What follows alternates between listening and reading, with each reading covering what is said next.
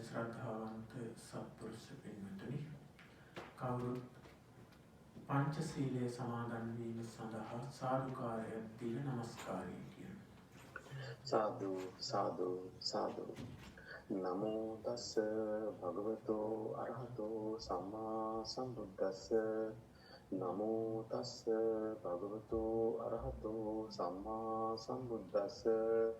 නමෝ තස්ස භගවතෝ අරහතෝ සම්මා සම්බුද්දස්ස.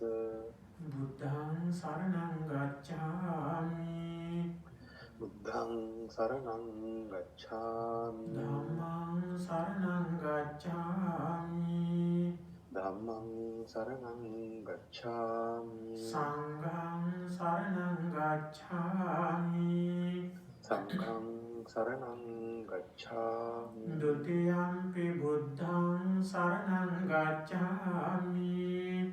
ဒုတိယံ පි බුද්ධං සරණං ගච්ඡාමි. ဒုတိယံ පි ධම්මං සරණං ගච්ඡාමි.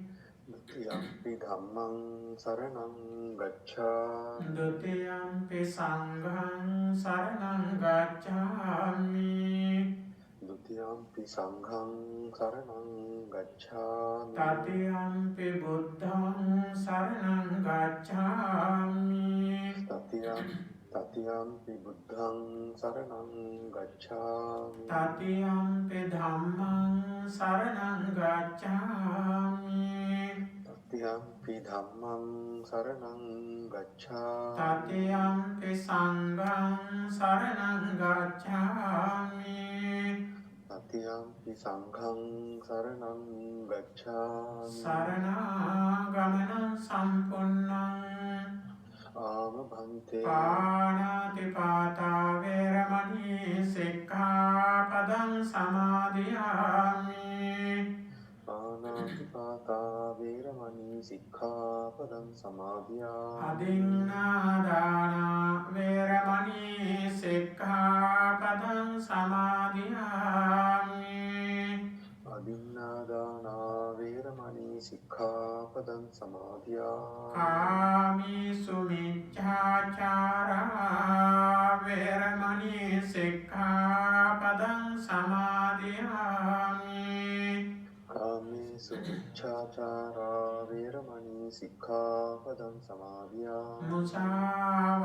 මුසාවාදා වේරමණී සික්ඛාපදං සමාදියාමි. මුසාවාදා වේරමණී සික්ඛාපදං සමාදියාමි. සුරාමේරය මජ්ජපමා දට්ඨානා වේරමණී සික්ඛාපදං සමාදියාමි.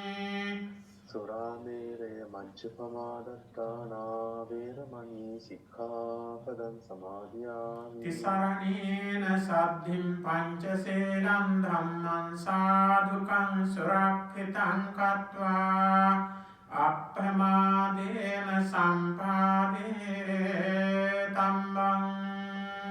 ආම භන්තේ. සාදු සාදු සාදු. සමන්ත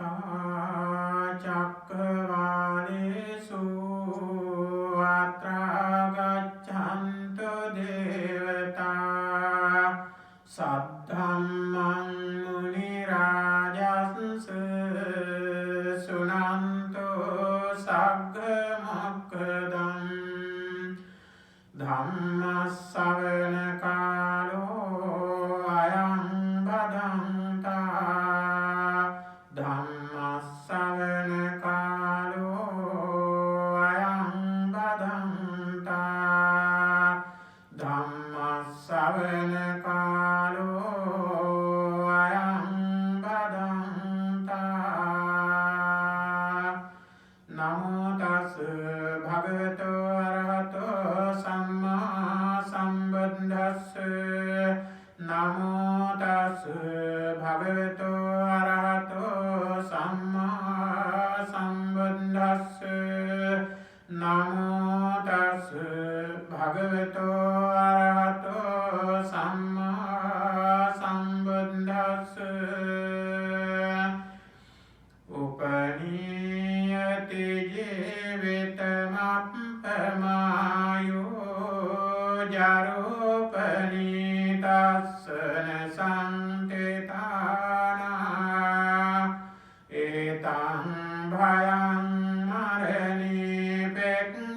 මානෝ ලෝකාමි සංපජහේ සම්තිපෙක්ඛෝති.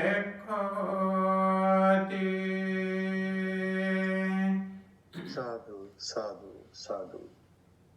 ශ්‍රද්ධා බුද්ධ සම්පන්න වාසනාවන්ත සත්පුරුෂ පින්වතුනි, දවස ගානේ සතියක් ගානේ මාසයක් ගානේ අවුරුද්දක් ගානේ ක්‍රමක්‍රමයෙන් අපට ජීවත් වෙන්නට තිබුණ කාල පරිච්ඡේදය අහිමි වෙමින් දවසින් දවස මොහොතින් මොහොත අපි මරණයට ලං වෙන අවස්ථාවක පින්වත් සෑම සියලු දෙනාම ශාන්තිනායක ලෞතර සම්මා සම්බුදුරජාණන් වහන්සේගේ ලෞතර දහමින් සැනසෙන්නට කාලය වෙන් කරවාගෙන දැන් මේ සූදානම් වන්නේ කාල වේලානුරූප පරිදි වටිනා දහම් කරුණු බිඳක් මේ සෑම දෙනාගේ ජීවිතවලට එක්හසු කර ගැනීම සඳහායි. ශාන්තිනායක වූ සුගත තථාගත සර්වඥ සම්මා සම්බුදුරජාණන් වහන්සේ විසින් ලෝක සත්වයා කෙරෙහි පතල කරුණාවෙන් දේශනා කොට වදාළ වටිනා දේශනා ගාථාවක් අද දවසේදී ධර්ම දේශනාව සඳහා මාතෘකා ස්ථානයේ තබා ගන්නට යෙදුනි. සූත්‍ර පිටකයේ සංයුත්ත නිකායේ දේවතා සංයුත්තේට අයිති උපනීයතේ කියන දේශනාවට සඳහන් වෙන දේශනා ගාථාවක් තමයි මේ ඉදිරිපත් කරන්නට යෙදුනේ. උපනීයති සූත්‍රය කියලා සඳහන් වෙනවා. මේ සූත්‍ර දේශනාව ලෞතර සර්වඥ සම්මා සම්බුදුරජාණන් වහන්සේ දේශනා කරන්නට හේතුන කාරණය අපි මුලින් දැනගෙන ඒ අනුව මේ ධර්මය තේරුම් ගන්නට වටහා ගන්නට අපි උත්සාහවත් වෙමු, උනන්දු වෙමු.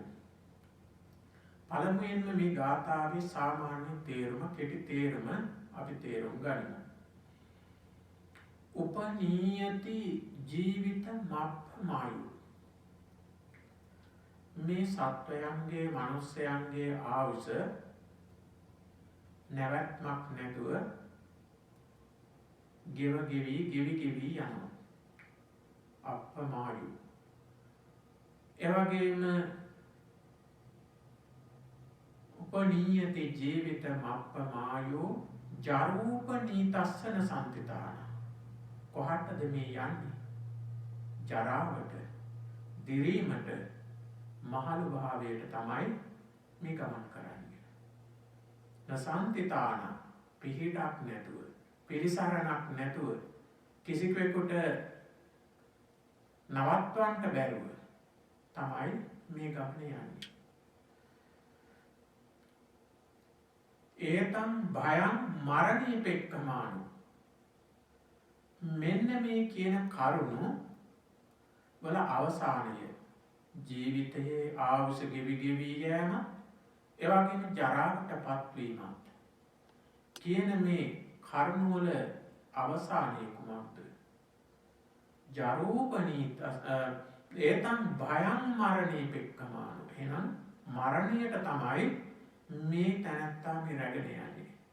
එහෙමනම් ඒ පිළිබඳව මේ කරුණු තුන පිළිබඳව බය දකින්නා වූ ඥානවන්තයා නුවණැත්තා විසින් ලෝකා මිසං පජහේ සම්තිපෙක්කෝ. සාන්තයක්, සැනසෙල්ලක් බලාපොරොත්තු වෙන්නා වූ ඥානවන්තයා විසින් කුමක් කළ යුතුද? ලෝකාමි සංපජහි. ලෝකය ඇති කරන්නා වූ හේතුව නැති කළ යුතුයි කියන එක මේ ගාථාවෙන් සඳහන් වන්නේ. භාග්‍යවත් වූ අරිහත් වූ සර්වඥ සම්මා සම්බුදුරජාණන් වහන්සේ මේ දේශනාව සිදු කළේ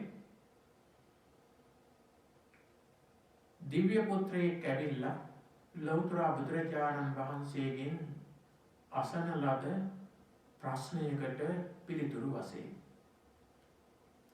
පින්වතුන් දන්නවා, අහලා තියෙනවා බුදුරජාණන් වහන්සේ ධර්ම දේශනා කරන හේතු කාරණා රාශියක් තිබෙනවා.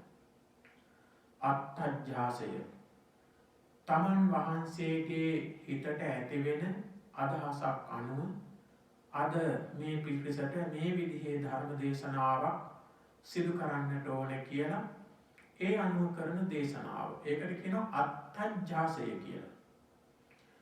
ඒ වගේම පරත්ථජ්ජාසය කියලා තව තිබෙනවා. ඒ කියන්නේ සමහර ඇත්තන්ගේ හිතේ තියෙන අදහස්, අරමුණු තේරුම් අරගෙන එයට අනුව ඒ අවස්ථානුකූලව ගැලපෙන දේශනාවක් සිදු කිරීම. ඒක පරත්ථජ්ජාසය. ඒ වගේම ඊළඟට බුදුරජාණන් වහන්සේගේ දේශනාව තිබෙනවා අට්ඨුප්පත්තික කියලා. අට්ඨුප්පත්තික කියලා කියන්නේ කාරණයක්, හේතුවක් ඇති වුණාම අන්නේ කාරණය හේතුව මුල් කරගෙන එයට අනුරූප ගැලපෙන පරිදි කරන දේශනාව. ඊළඟට පුච්ඡාවසික දේශනාව. පුච්ඡාවසික කියලා කියන්නේ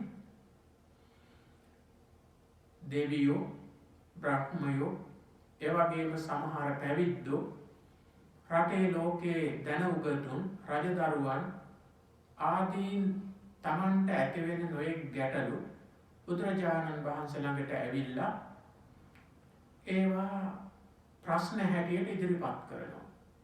අන්නේ ප්‍රශ්නවලට බුදුරජාණන් වහන්සේ කරන දේශනාව තමයි පුච්ඡාවසික දේශනා කියලා කියන්නේ. එතකොට දැන් මෙතනදිත් බුදුරජාණන් වහන්සේ පුච්ඡාවසික දේශනාවක් හැටියට තමයි මේ දේශනාව සිදු කරන්නේ. එතනදී බුදුරජාණන් වහන්සේ ළඟට දිව්‍ය පුත්‍රයෙක් පැමිණෙනවා. රාත්‍රී මධ්‍යම යාමේ බුදුරජාණන් වහන්සේගේ දවසේ තිබෙනවා දිනචරියාවක්. දවස පුරා හැමදාම සිදුවෙන්නා වූ වැඩපිළිවෙලක් තිබෙනවා බුදුරජාණන් වහන්සේ ගාව. ඒ තමයි බුදුරජාණන් වහන්සේ අරුණට පළමුව නැගිටිනවා. ඒ නැගිටලා බුදුරජාණන් වහන්සේ ශරීරකෘත්‍ය ආදී සිදු කරලා අවසානයේ මහා කරුණා සමාපත්තියට සමවදිනවා. පංචවිධ බුද්ධ කෘත්‍ය කියලා මේකට කියන්නේ. ඉතින් ඒ මහා කරුණා සමාපත්තියට සමවැදිලා ඒ නැගිටලා තමන් වහන්සේගේ පිහිට උපකාරය ලබන්නට සුදුසු ගැන බුදුරජාණන් වහන්සේ විමසලා ඊළඟට බුදුරජාණන් වහන්සේ පිණ්ඩපාතේ යන වෙලාවට ඉදිරියට එදා භික්ෂු සංඝයා සමග වඩින ගමනක් නම් උන්වහන්සේ පාත්‍රයක් අතින් අරගෙන සිවුරු පොරවාගෙන විහාර දොරටුව ඉස්සරහට පැමිණෙනවා. එතකොට උපස්ථායක ස්වාමීන් වහන්සේ පැමිණිලා පාසිවුරු අරගෙන ඒ මහා සංඝ රත්නය එක්ක පිණ්ඩපාතේ වඩිනවා. පිණ්ඩපාතේ වැඩලා පිඬුසිඟාගෙන ඒ දායක ආරාධනාවක් නම් ඒ ගෙදරදී දානි වළඳනවා. එහෙම නැත්නම් ආපසු විහාරයට වැඩමවනවා. වැඩමවලා දානි වළඳලා මහා සංඝ රත්නයට අප්පමාදේන භික්ඛවේ සම්පාදිත කියන මේ අනුශාසනාව සිදු කරලා තමන් වහන්සේගේ කුටියට වැඩමවලා උන්වහන්සේ ටික වෙලාවක් විවේක ගන්නවා. විවේක අරගෙන විවේක ගන්නවා කියවහම දැන් අපි වගේ සමාධි පෘථග්ජනයත්වෝ වගේ නිදාගන්න එක නෙවෙයි. උන්වහන්සේ භාවනාවෙන් තමන් වහන්සේ ලබපු ඒ නිර්වාණය වළඳමින් ටික වෙලාවක් ඒ කාලය ගත කරනවා. ඊට පස්සේ උපස්ථායක සංඝ රත්නය ඇවිල්ලා වැඳලා ඒ කටයුතු සිදු කරනහම ඒ අනුශාසනා කළ යුතු භික්ෂූන් වහන්සේලාට ධර්මයෙන් අනුශාසනා කරනවා. ඒ වගේම කමඨහන් දිය යුතු ඇත්තන්ට කමඨහන් දෙනවා. ඒ වගේම ශික්ෂාපද පැනවීම ආදී යමක් කළ යුතු නම් ඒ ශික්ෂාපද පැනවීම ආදී කටයුතු සිදු කරනවා. ඒ වෙනකොට දවල් උදේ කාලයේදී ඒ බුද්ධ ප්‍රමුඛ මහා සංඝ රත්නයට දම් පැන් පිරිනමපු දායක පින්වතුන් හවස් කාලේ මල් සුවඳ විලවුන් ද්‍රව්‍ය ඒ වගේම ගිලන්පස ආදී දේවල් රැගෙන විහාරස්ථානීය කරා පැමිණෙනවා ධර්ම ශ්‍රවණය සඳහා. බුදුරජාණන් වහන්සේ ඒ වෙලාවේ ගිහිල්ලා ඒ පිරිසට සුදුසු ගැලපෙන අනුශාසනාවක් සිදු කරනවා. ඒ අනුශාසනාව සිදු කරලා ඉවරුණාට පස්සේ නැවත භික්ෂූන් වහන්සේලාට අපමාදේන භික්ඛවේ සම්පාදේත ආදී වශයෙන් ඒ සුගතෝ වාදයෙන් අනුශාසනාව සිදු කරනවා. කරලා රාත්‍රී 10 විතර වෙනකොට ඒ භික්ෂූන් වහන්සේලා දායක පින්වතුන් පිටත් කර හරිනවා. ඒ වෙනකොට දසදහසක් සක්වල දෙවියෝ බ්‍රහ්මයෝ ගේ වෙලාව. ඒ ඇත්තෝ බුදුරජාණන් වහන්සේ හමු වෙන්නට එන්නේ අන්න ඒ වෙලාවට. ඉතින් ඒ වෙලාවට ඒ ඇත්තෝ තම තමන්ගේ අදහස් නොයෙක් ප්‍රශ්න ගැටලු ඒවා ගාථා ආදිය සකස් කරගෙන බුදුරජාණන් වහන්සේ ළඟට පැමිණෙනවා. පැමිණිලා බුදුරජාණන් වහන්සේට ඒ ප්‍රශ්න ඉදිරිපත් කරනවා. එහෙම ප්‍රශ්න නැත්තම් එදාට බුදුරජාණන් වහන්සේ උන්ට ගැලපෙන සුදුසු දේශනාවක් සිදු කරනවා. ඉතින් මෙන්න මේ විදිහට දවසක් දිව්‍ය පුත්‍රයෙක් රාත්‍රියේ ඒ මධ්‍යම යාමයේ බුදුරජාණන් වහන්සේ ළඟට පැමිණිලා බුදුරජාණන් වහන්සේට ප්‍රශ්නයක් ඉදිරිපත් කරනවා ගාථාවකින්. උපනීයති ජීවිතමප්පමායෝ ජරෝපනී තස්සන සම්තිතානා ඒතං භයං මරණී පෙක්ඛමානෝ පුඤ්ඤානි කෛරාත සුඛාවහානි. ස්වාමීනි භාග්‍යවතුන් වහන්සේ, මේ මිනිස්යන්ගේ ආයුෂ ක්‍රමානුකූලව දවස් පතා මාස පතා අවුරුදු පතා ගෙවි යනවා. වේගයෙන් ගෙවෙනවා. ඉතින් මේ මිනිස්සු ඒ ගෙවෙන අතරේදී ජරාවට දිරීමටත් පත් වෙනවා. අවසානයේ මරණයෙන් ඒ ජීවිත කෙලවර වෙනවා. ස්වාමීනි මේ මිනිස්සු එහෙම මේ ඉක්මනට මැරෙන්නේ නැතුව අපි වගේ දීර්ඝ කාලයක් සැප විඳින්නට පුළුවන් වෙන හැටියට පින්දහම් කුසල ධර්මයන් සිදු කර ගන්නවා නම් හොඳයි නේද කියන මෙන්න මේ ප්‍රශ්නය. දිව්‍ය පුත්‍රයා මේ ප්‍රශ්නය අහන්නේ මොකද? මේ දිව්‍ය පුත්‍රයා මේ සවැත් නුවර වාසය කරපු ශ්‍රද්ධාවන්ත උපාසක මහත්මයෙක්. මේ බුද්ධ ශාසනය මුල් කරගෙන දාන, සීල, භාවනා ආදී මේ පින්දහම් හොඳට සිදු කරගත්ත කෙනෙක්. අන්න දන් දීලා සිල් රැකලා හොඳට තමන්ගේ හිතත් බණ භාවනාවෙන් සකස් කරගත්ත මේ උපාසක මහත්මයා පරලෝ සැපත් වුණා. මේ පරලෝ සැපත් වුණ මේ උපාසක මහත්මයා මැරෙනවත් සමගම හරියට රාත්‍රී නිදාගත්ත පුද්ගලයෙක් උදෑසන අවදි වෙන්න වගේ මේ ජීවිතයෙන් සමුගන්නකොටම ඊළඟ භවය තව්තිසා දිව්‍ය භවනි දිව්‍ය පුත්‍රයෙක් බවට පත් වුණා. කිසි අපහසුාවක් නැහැ. මොකද හොඳට දම් පින්කම් කරලා තිබිච්ච කෙනෙක්, කුසල් කරලා තිබිච්ච කෙනෙක්. දිගිහිලා දිව්‍ය ලෝකයේ උත්පත්තිය ලැබුවා.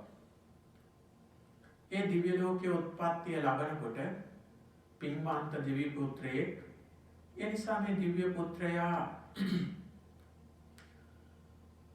තමන්ගේ ඉන්න මේ තත්ත්වය දිහා බලනවා. මම දැන් ටිකකට කලින් හිටිය මනුස්ස ලෝකේ මිනිසෙක් හැටියට. දැන් මම මේ දිව්‍ය ලෝකේ දිව්‍ය පුත්‍රයෙක් හැටියට ඉපදෙලා ඉන්නවා. කොච්චර කල් මම මේ දිව්‍ය සම්පත් අනුභව කරනවද කියලා. පින්වතුනි, කුසල බලයක විපාකයේ මෙච්චරයි කියලා කියන්නට පුළුවන් කමක් නැහැ. අති දීර්ඝ කාලයක් මේ සැප විපාක ලැබෙනවා. අර මම ඊට ඉස්සරත් මේ පින්වතුන්ට කිව්වා වගේ තව්තිසා දිව්‍ය ලෝකේ දෙවියන්ගේ ආයුෂ අවුරුදු 3 කෝටි 60 ලක්ෂයක්. අපේ මනුස්ස වර්ෂ ප්‍රමාණයෙන් නම් අවුරුදු 3 කෝටි 60 ලක්ෂයක්. දෙවියන්ගේ වර්ෂ ප්‍රමාණයෙන් අවුරුදු 1000ක්. ඉතින් මේ දිව්‍ය පුත්‍රයා තමන්ගේ ආයුෂ ගැන බලනකොට මේ සැප සම්පත් කෙලවරක් නැති, තමන්ට පේන්නේ නැති ඉතා දීර්ඝ කාලයක් තමන් මේ දිව්‍ය සම්පත් අනුභව කරනවා පේන. ඒ මොකද තමන්ගේ අර කුසල බලය නිසා නැවත ඒ දිව්‍ය ලෝකෙම උත්පත්තිය ලබන්නේ. ඒකයි මේ ආයුෂ දීර්ඝ කාලයේ පේන්නේ නැත්තේ.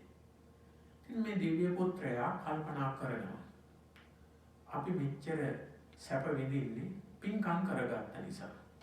මගේ ඥාතීන්, ඒ වගේම මේ මිනිස්සුયો මේ ඊටාම ඉක්මනින් මැරෙනවා, උපදිනවා, නැවත මනුස්ස ලෝකේ මිනිස්සු හැටියට උත්පත්ති ලැබෙනවා, මැරෙනවා, කෙලවරක් නෑ, පුදුම දුක් ගොඩක් නේ.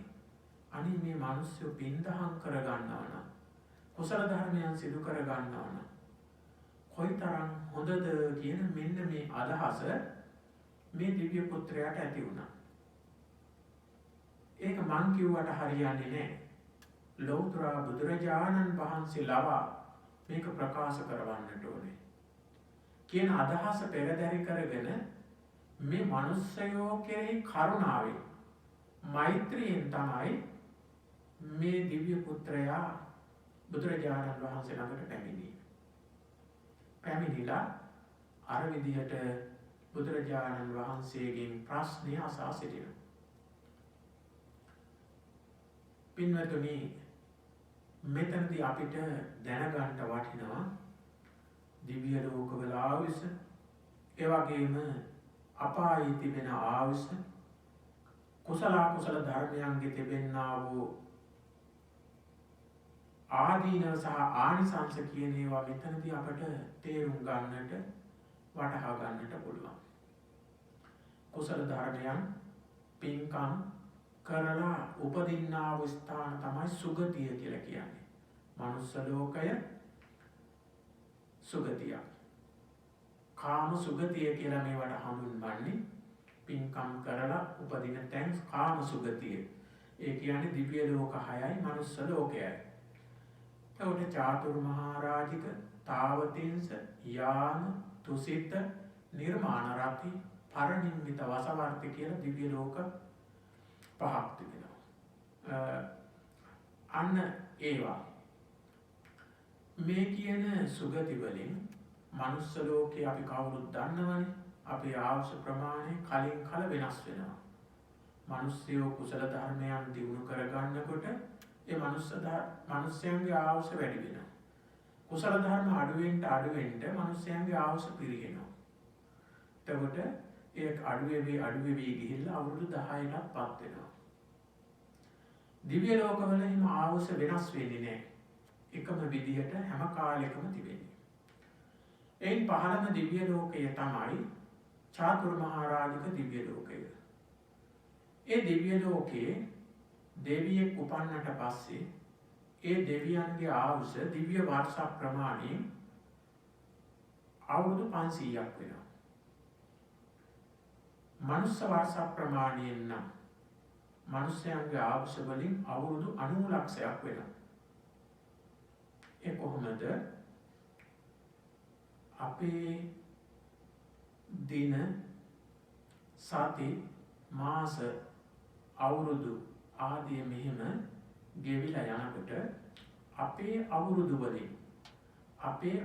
වලින් අවුරුදු 50ක් අපි දැන් අවුරුදු 100ක් අපි ජීවත් වෙනවා නම් අපේ අවුරුදු වලින් හරියට දෙකෙන් පංගුවක් අවුරුදු 50ක්. ඒ අවුරුදු 50ම අර චාතුරු මහා රාජික කියන දිව්‍ය ලෝකයේ උපන්න දෙවියෙකුට එක දවසක්. එක දවසයි. ඉතින් ඒ විදිහට දින සති මාස ආදී ගෙවිලා ඒ දෙවියන්ට දිව්‍ය වර්ෂ ප්‍රමාණයෙන් නම් අවුරුදු 500ක්.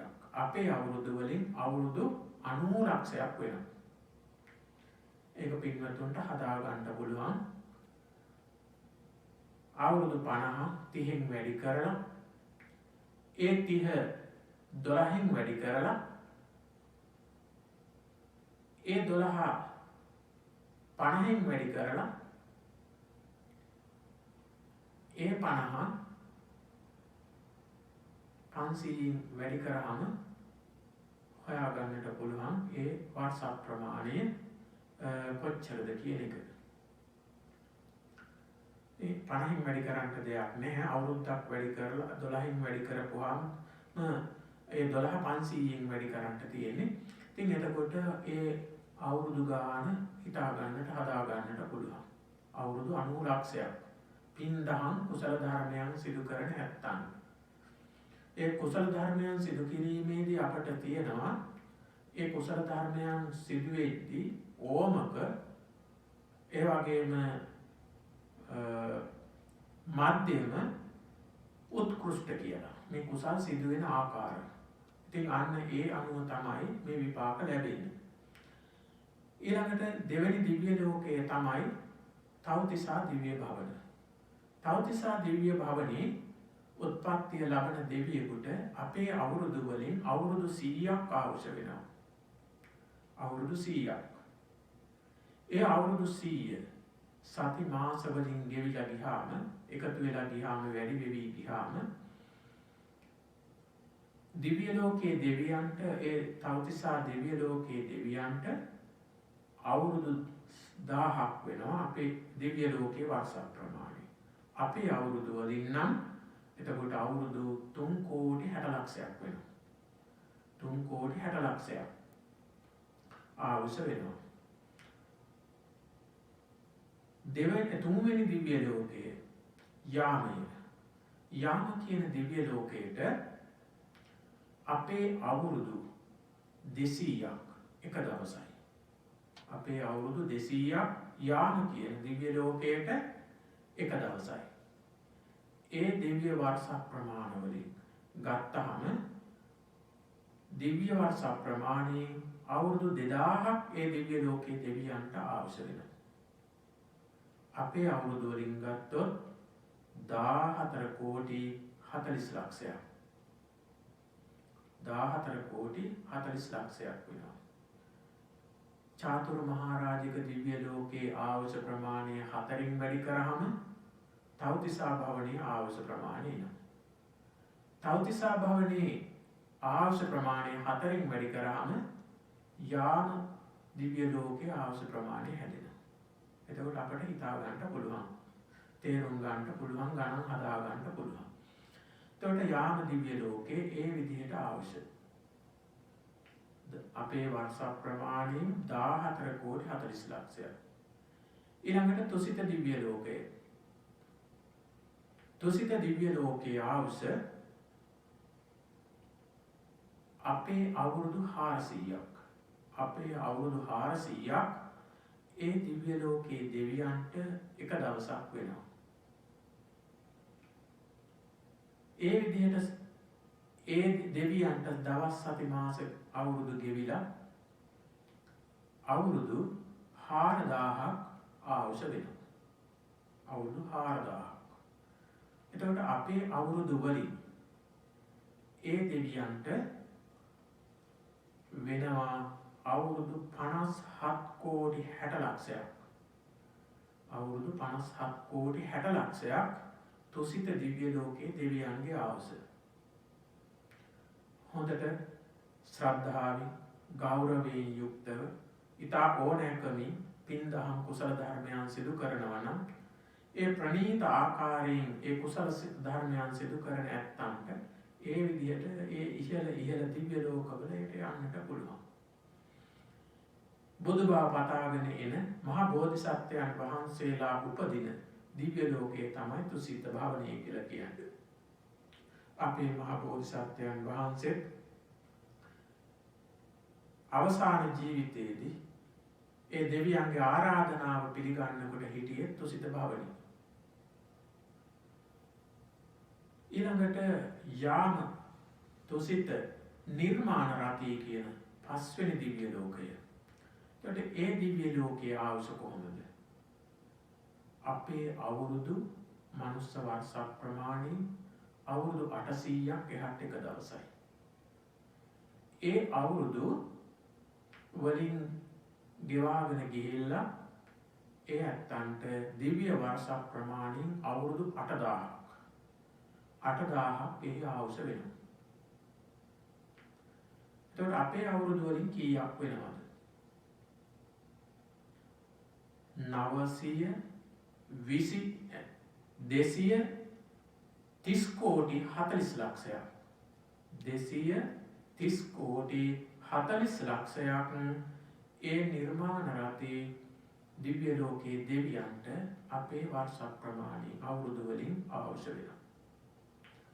ඊළඟට පරිනිම්මිත වසවර්ති කියන ඉහළම දිව්‍ය ලෝකය 6 වෙනි දිව්‍ය ලෝකය. මේ දිව්‍ය ලෝකයේ දෙවියන්ට ආයුෂ අපේ අවුරුදු වලින් අවුරුදු 1200ක් වෙනවා. අවුරුදු 1400ක් වෙනවා. අවුරුදු 1400ක්. එතකොට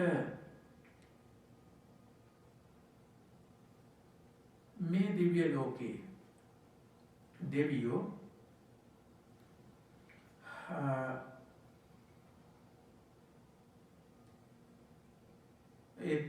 නිර්මාණ රති දෙවියන්ට එතකොට අපේ වර්ෂ ප්‍රමාණයෙන් ඒ විදිහට අවුරුදු 1600ක් අවුරුදු 1600ක් එක දවසක් වෙනකොට සති මාස අවුරුදු ආදියෙන් එකතු වෙලා ගිහිල්ලා අවුරුදු 16000ක් පරමාවස වින්දනය කරනවා.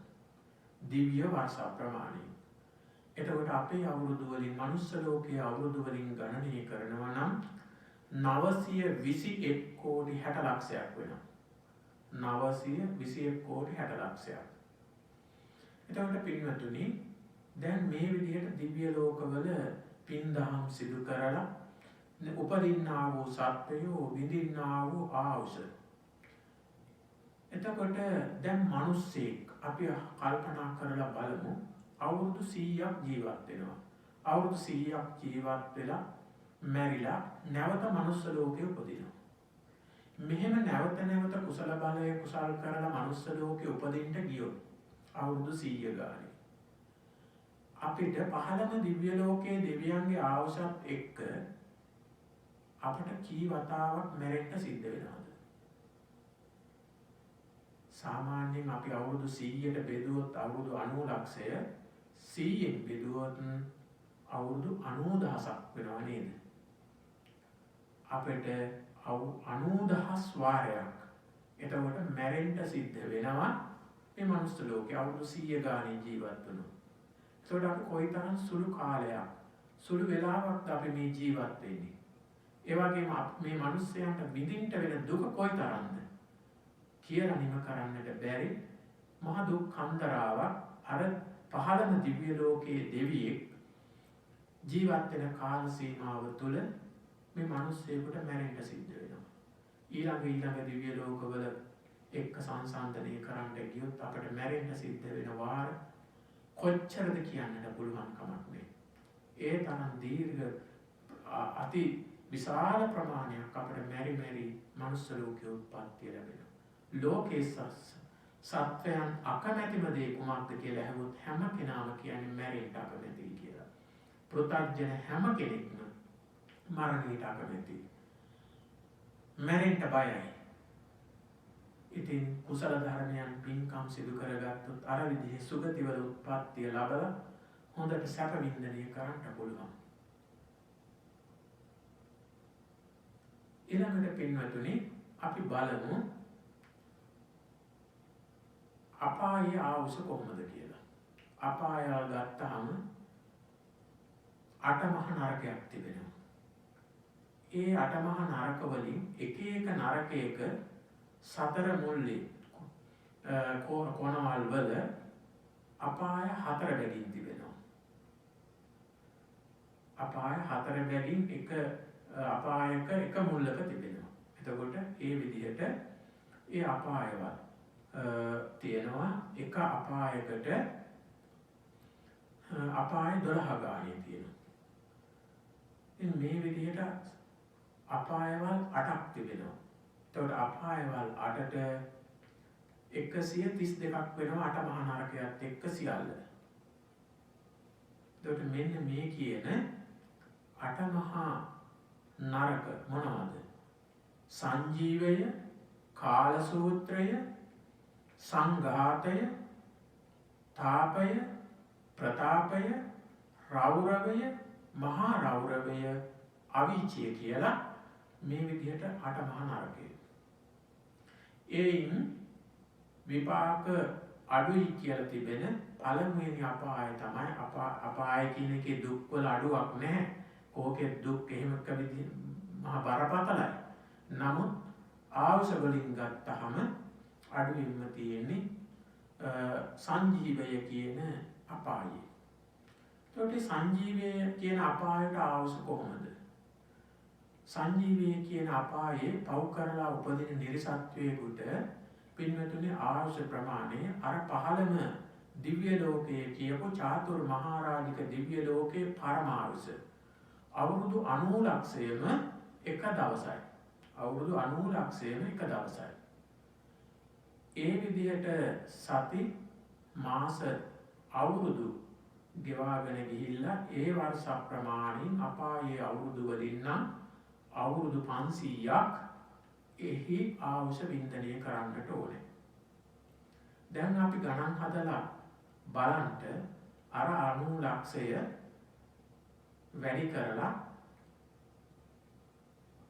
ඒ පළමුවෙන් 90 ලක්ෂය දවස් 30න් වැඩි කරනවා. ඒ 30 මාස 12න් වැඩි කරනවා. ඒ 12 500න් වැඩි කරනවා. ඒන ආවුෂ ප්‍රමාණය කියන්න පුළුවන්ද? ඒ ඉලක්කම් වලින් කියන්න පුළුවන්ද කියලා බලන්න. අවුරුදු මෙච්චරයි කියලා අති දීර්ඝ කාලයක් එහි ආවුෂ දුක් විඳින්න සිද්ධ වෙනවා ඒ අපායේ. ඊළඟට දෙවෙනි අපාය. දෙවෙනි අපාය කාල සූත්‍රය කියන මේ අපාය.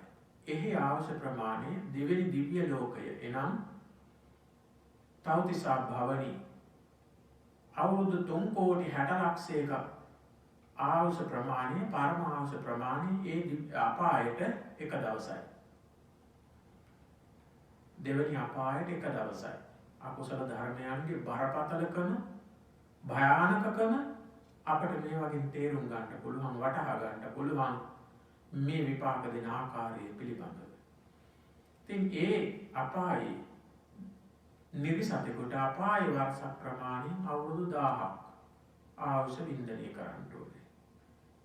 ඒ කියන්නේ අර දෙවනි දිව්‍ය ලෝකේ පරමාවුෂ ප්‍රමාණය දවස් සති මාස ආදීන් ගෙවිලා අවුරුදු බවට පත් වෙන ඒ අවුරුදු වලින් අවුරුදු 1000ක්.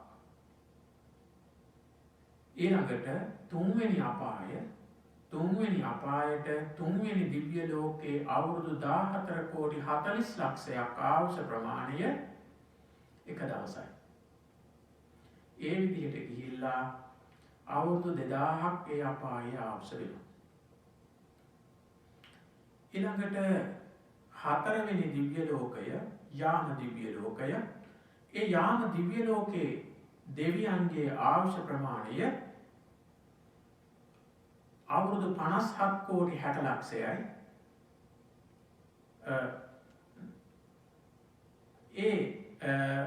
දිව්‍ය ලෝකයේ දෙවියන්ගේ ආයුෂ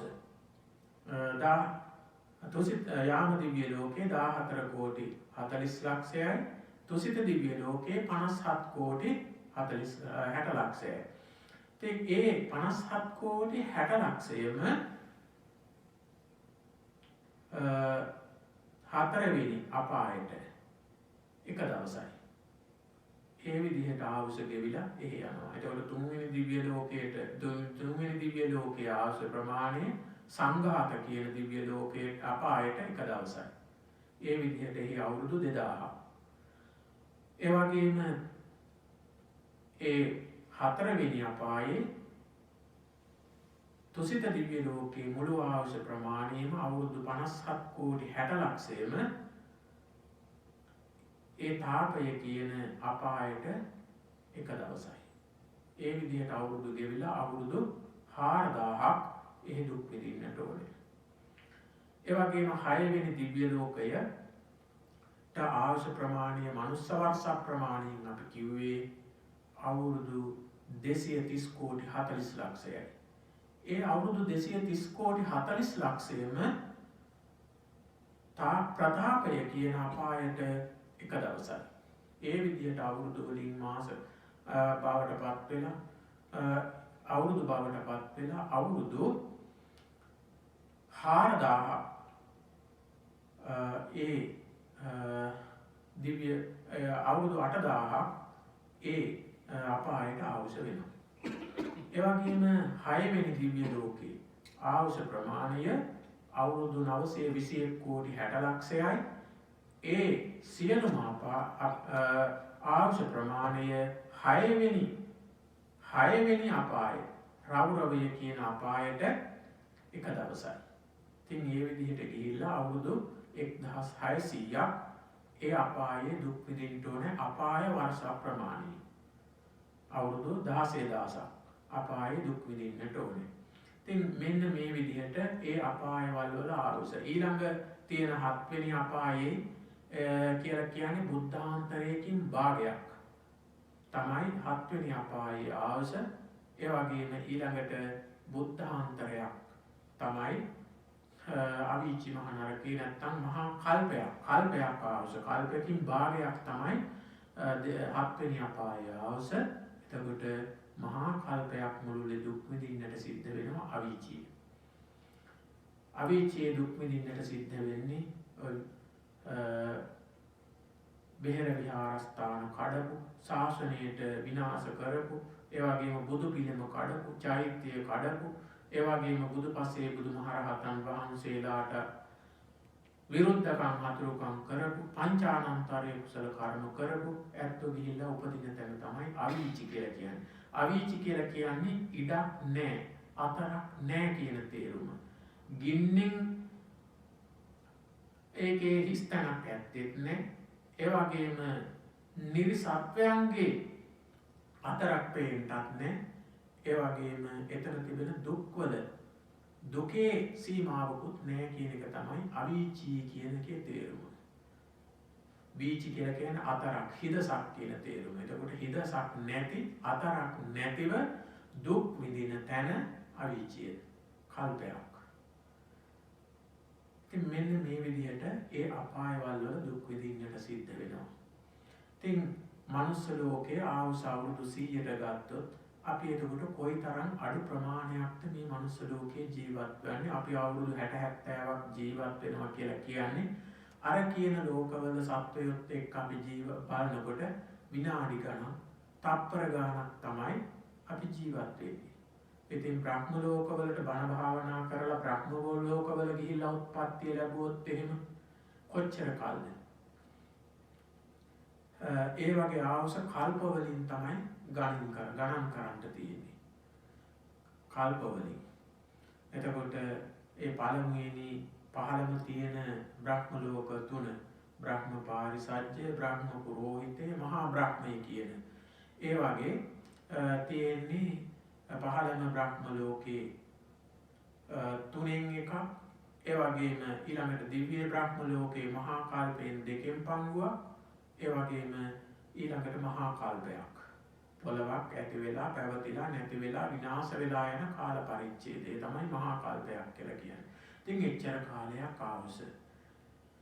එතකොට මිනිස්සෙක් හැටියට අපි මනුස්ස ලෝකේ ඉඳගෙන එහෙම උපදින්න ගියොත් මැරෙන්න සිද්ධ වෙන වාරේ නම් මෙච්චරයි කියලා කියන්න පුළුවන් කමක් නැහැ. මහා දුක් ගොඩක්. මහා දුක් කන්දරාවක්. ඉතින් මෙන්න මේක ගැන හිතපු කල්පනා කරපු මේ දිව්‍ය පුත්‍රයා බුදුරජාණන් වහන්සේගෙන් අහනවා කියනවා අපි වගේ පින්දහම් කරලා සීමාවක් නැති කෙලවරක් නැති මේ සැප විඳින්න පුළුවන් මේ දිව්‍ය ලෝකේ උත්පත්තිය ලැබුවොත් මේ මිනිස්යන්ට පින්දහම් කරන්න ඕනේ ඒකට. ඉතින් පින්දහම් කරගන්නවා නම් හොඳයි නේද කියන මේ ප්‍රශ්නය තමයි බුදුරජාණන් වහන්සේට මේ දිව්‍ය පුත්‍රයා ඉදිරිපත් කරන්නට යෙදුනේ. බුදුරජාණන් වහන්සේ දේශනා කොට වදාරනවා දිව්‍ය පුත්‍රය පින්දහම් කුසල ධර්මයන් සිදු කරන එක බොහෝම හොඳයි. කුසල ධර්මයන් අවශ්‍යයි. පින්දහම් කරන්නටම ඕනේ සැප විඳින්න කැමති ඇත්තෝ.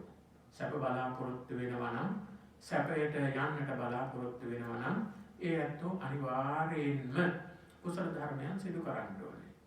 හැබැයි දිව්‍ය පුත්‍රයේ කාරණයක් තිබෙනවා. ඒ තමයි මේ ලෞකික වශයෙන් පින්දහම් කුසල ධර්මයන් කොච්චර සිදු කළා පින්කම් කොයිතරම් සිදු කළා දිව්‍ය ලෝක බ්‍රහ්ම ලෝකවල කොයිතරම් උත්පත්තිය ලැබුවා ඒ කියන්නේ ධ්‍යාන අභිඥා උපදවගෙන ගිහින් බ්‍රහ්ම ලෝකයේ උත්පත්තිය ලැබුවා මේ මරණයෙන් නම් ඉවරයක් කරන්නට නිදහස් වෙන්නට කෙනෙකුට පුළුවන් කමක් නැහැ අනිවාර්යෙන් මරණයටපත් වෙනවා ඒ මරණයටපත් වෙන්නේ කුමක් නිසාද? යම් යම් තැනක උත්පත්තිය ලබන නිසායි. උත්පත්තිය ලබනවා නම් ජාති දුක, ජරා දුක, ව්‍යාධි දුක, මරණ දුක, ශෝක දුක, පරිදේව දුක, දෝමනස්ස දුක්ඛ, මරණ දුක ආදී මේ සියලු දුක් වලටපත් වෙන්නට සිද්ධ වෙනවා. එපමණක් නෙවෙයි. ඊළඟට ඒ සත්වයන්ට ඒ කාලය තුළ මේ ලෝභ, ද්වේෂ, මෝහ, මද මාන, ඊර්ෂ්‍යා ආදී කෙලෙස් ඇති නිසා සිද්ධ කරන්නට වෙන අකුසල ධර්මයන් නිසා අපායට යන්න සිද්ධ වෙනවා. අපායේ අර කියපු මහා දුක්ඛන්දරාව වින්දනය කරන්නට සිද්ධ වෙනවා අකුසල කර්ම වේගයෙන්. ඉතින් කුසල ධර්මයන් සිදු කරගන්න එක හොඳයි සැපයටපත් වෙන එක. සැප විඳින්න. හැබැයි කුසල් කරා කියලා මේ දුකින් නිදහස් වෙන්නේ නැහැ. දුකින් නිදහස් වෙන්නට නම් කල යුතු දෙයක් තිබෙනවා. දුකින් නිදහස් වෙන්නට කල යුතු දේ කුමක්ද? ඒ තමයි දුක ඇති වෙන හේතුව නැති කරන්නට ඕනේ. ලෝකා මිසං පජහේ සම්තිපෙක්කෝ මේ දුකින් නිදහස් වෙන්නට කැමති සැපයක් බලාපොරොත්තු වෙන්නා වූ යමෙක් ඉන්නවා නම් අන්නේ තැනැත්තා දුක ඇති කරන හේතුව නැති කරන්නට ඕනේ. දුක විනාශ කරන්නට ඕනේ, නැති කරලා දමන්නට ඕනේ. අන්නේ ඒකයි කළ යුතු වන්නේ කියන එක බුදුරජාණන් වහන්සේ දේශනා කොට වදාරනවා. මොකක්ද මේ එතකොට දුක ඇති කරන හේතුව? දුක ඇති කරන්නේ අපි කල්පනා කරනවා අපේ අල්ලපු වැටේ ඉන්න කෙනා අපට දුක් ඇති කරනවා කියලා. එහෙම නැත්නම් අපට කරදර කරන්නේ අපේ බහට අපේ අදහස් උදහස් අනුව කටයුතු කරන්නේ නැති අපේ දූ දරුවෝ. එහෙම නැත්නම් අපේ ස්වාමි භාර්යාවරු අපට දුක් ඇති කරනවා, පීඩා කරනවා. එහෙම නැත්නම් අසල්වාසීන්, එහෙම නැත්නම් හතුරන්, විරුද්ධකාරයන් අපට මේ දුක් ඇති කරනවා කියලා අපි හිතනවා, කල්පනා කරනවා, මෙනෙහි කරනවා. එහෙම හිතලා කල්පනා කරලා අපි හිතේ ද්වේෂය ඇති කරගෙන මෝහයෙන් මුලාවටපත් වෙලා අපි අර ඇත්තන්ට දොස් කියනවා, ගහනවා, බනිනවා, පලිගන්නවා, මරනවා. මේ ආදී දේවල් සිදු කරනවා මෝහයෙන් මුලාවටපත් වෙලා. හැබැයි අපට දුක ඇති කරන්නේ ඒගොල්ලෝ නෙවෙයි කියනවා. එතකොට කොහොමද අපි තේරුම් ගන්නේ? අපට ඒගොල්ලෝ නිසා යම් දුක් ඇති වෙනවා තමයි. නමුත් පින්වතුනි අපට මෙලවදී ඒ කර්ම කාරණා දුක් ඇති වෙන්නේ අපි සසරදී කරපු අකුසල් වල විපාක වශයෙන් තමයි ලැබෙන්නේ. මේ අකුසල් ආදී මේ සියල්ල ඇති වෙන්නට ප්‍රධාන හේතුව කුමක්ද? බුදුරජාණන් වහන්සේ දේශනා කොට වදාරනවා මේ දුක ඇති කරන්නේ කවුරුවත් නෙවෙයි. ඒ දුක ඇති කරන හේතුව පුද්ගලයා තමයි තණ්හාව. මේක පිටින් එන දෙයක්ද? මේ තණ්හාව නැත්තම් ආසාව කියලා කියන්නේ පිට පුද්ගලයෙක් කරන දෙයක් නෙවෙයි. තමන්ගේ හදවත තුල, තමන්ගේ సంతානිය තුල, මේ පපු කුහරය තුල තිබෙනා වූ දෙයක්. අර මිත්‍ර ප්‍රතිරූපක හතුරෙක් වගේ අපිට හැම කටයුත්තකටම උදව් වෙමින් අපේ යහපත සලසන්නට වගේ පෙනී හිටමින් අපට උදව් කරමින් යටින් අපිව විනාශ කරන්න, අපිව නැති කරන්න කටයුතු කරන යහළුවෙක් වගේ සැඟවිලා ඉඳගෙන යහළුවෙකුගේ ස්වරූපයෙන් පිටේ හිටගෙන අපට විනාශයේ කටින යහළුවෙක් වගේ පුද්ගලයෙක් වගේ අපිට අපේ సంతානිය තුල නැතුවම බැරි අපට අනිවාර්යයෙන් සිටිය යුතු තිබිය යුතු දෙයක් තමයි මේ තණ්හාව කියලා අපි හිතාගෙන කල්පනා කරන්නේ. මේ තණ්හාව නැත්තම්, ආසාව නැත්තම් මේ ලෝකේ වෙන කිසිවක් නැති තමන් අනාථයෙක් අසරණෙක් වුණා වගේ හිතන කල්පනා කරන ස්වභාවයක් ලෝකෙ තිබෙනවා. මේ ආසාව නිසා අපි ඇහැ ඉල්ලන දේ තමයි රූප ලබන්නට, රූප බලන්නට, මේ ඇහැ සංතරපණය කරන්නට අපි මේ රට රාජ්‍යවල යනවා, නොයෙක් දේවල් දකින්නට බලන්නට යනවා, මේ ඇහැ සංතරපණය කරන්නට. ඒ වගේම කන සංතරපණය කරන්නට, ශබ්ද අසන්නට, ගීත සින්දු ආදී මේවා අහන්නට අපි නොයෙක් තැන්වල යනවා. ඒ වගේම ඇහැ පිනවන්නට අපි චිත්‍රපටි, ගීත, නාට්‍ය ආදී මේවා බලන්නට යනවා. මේ විදිහට යනවා. මොකද යන්නේ අපි මේ ඇහැ පිනවීමේ ආසාවෙන්, තණ්හාවෙන් යන්නේ. ඒ වගේම තමයි දිව පිනවන්නට, කන පිනවන්නට, නාසය පිනවන්නට, මේ ශරීරය පිනවන්නට නොයෙක් දේවල් අපි සිදු කරනවා. ඉතින් මේ විදිහට සිදු කරමින්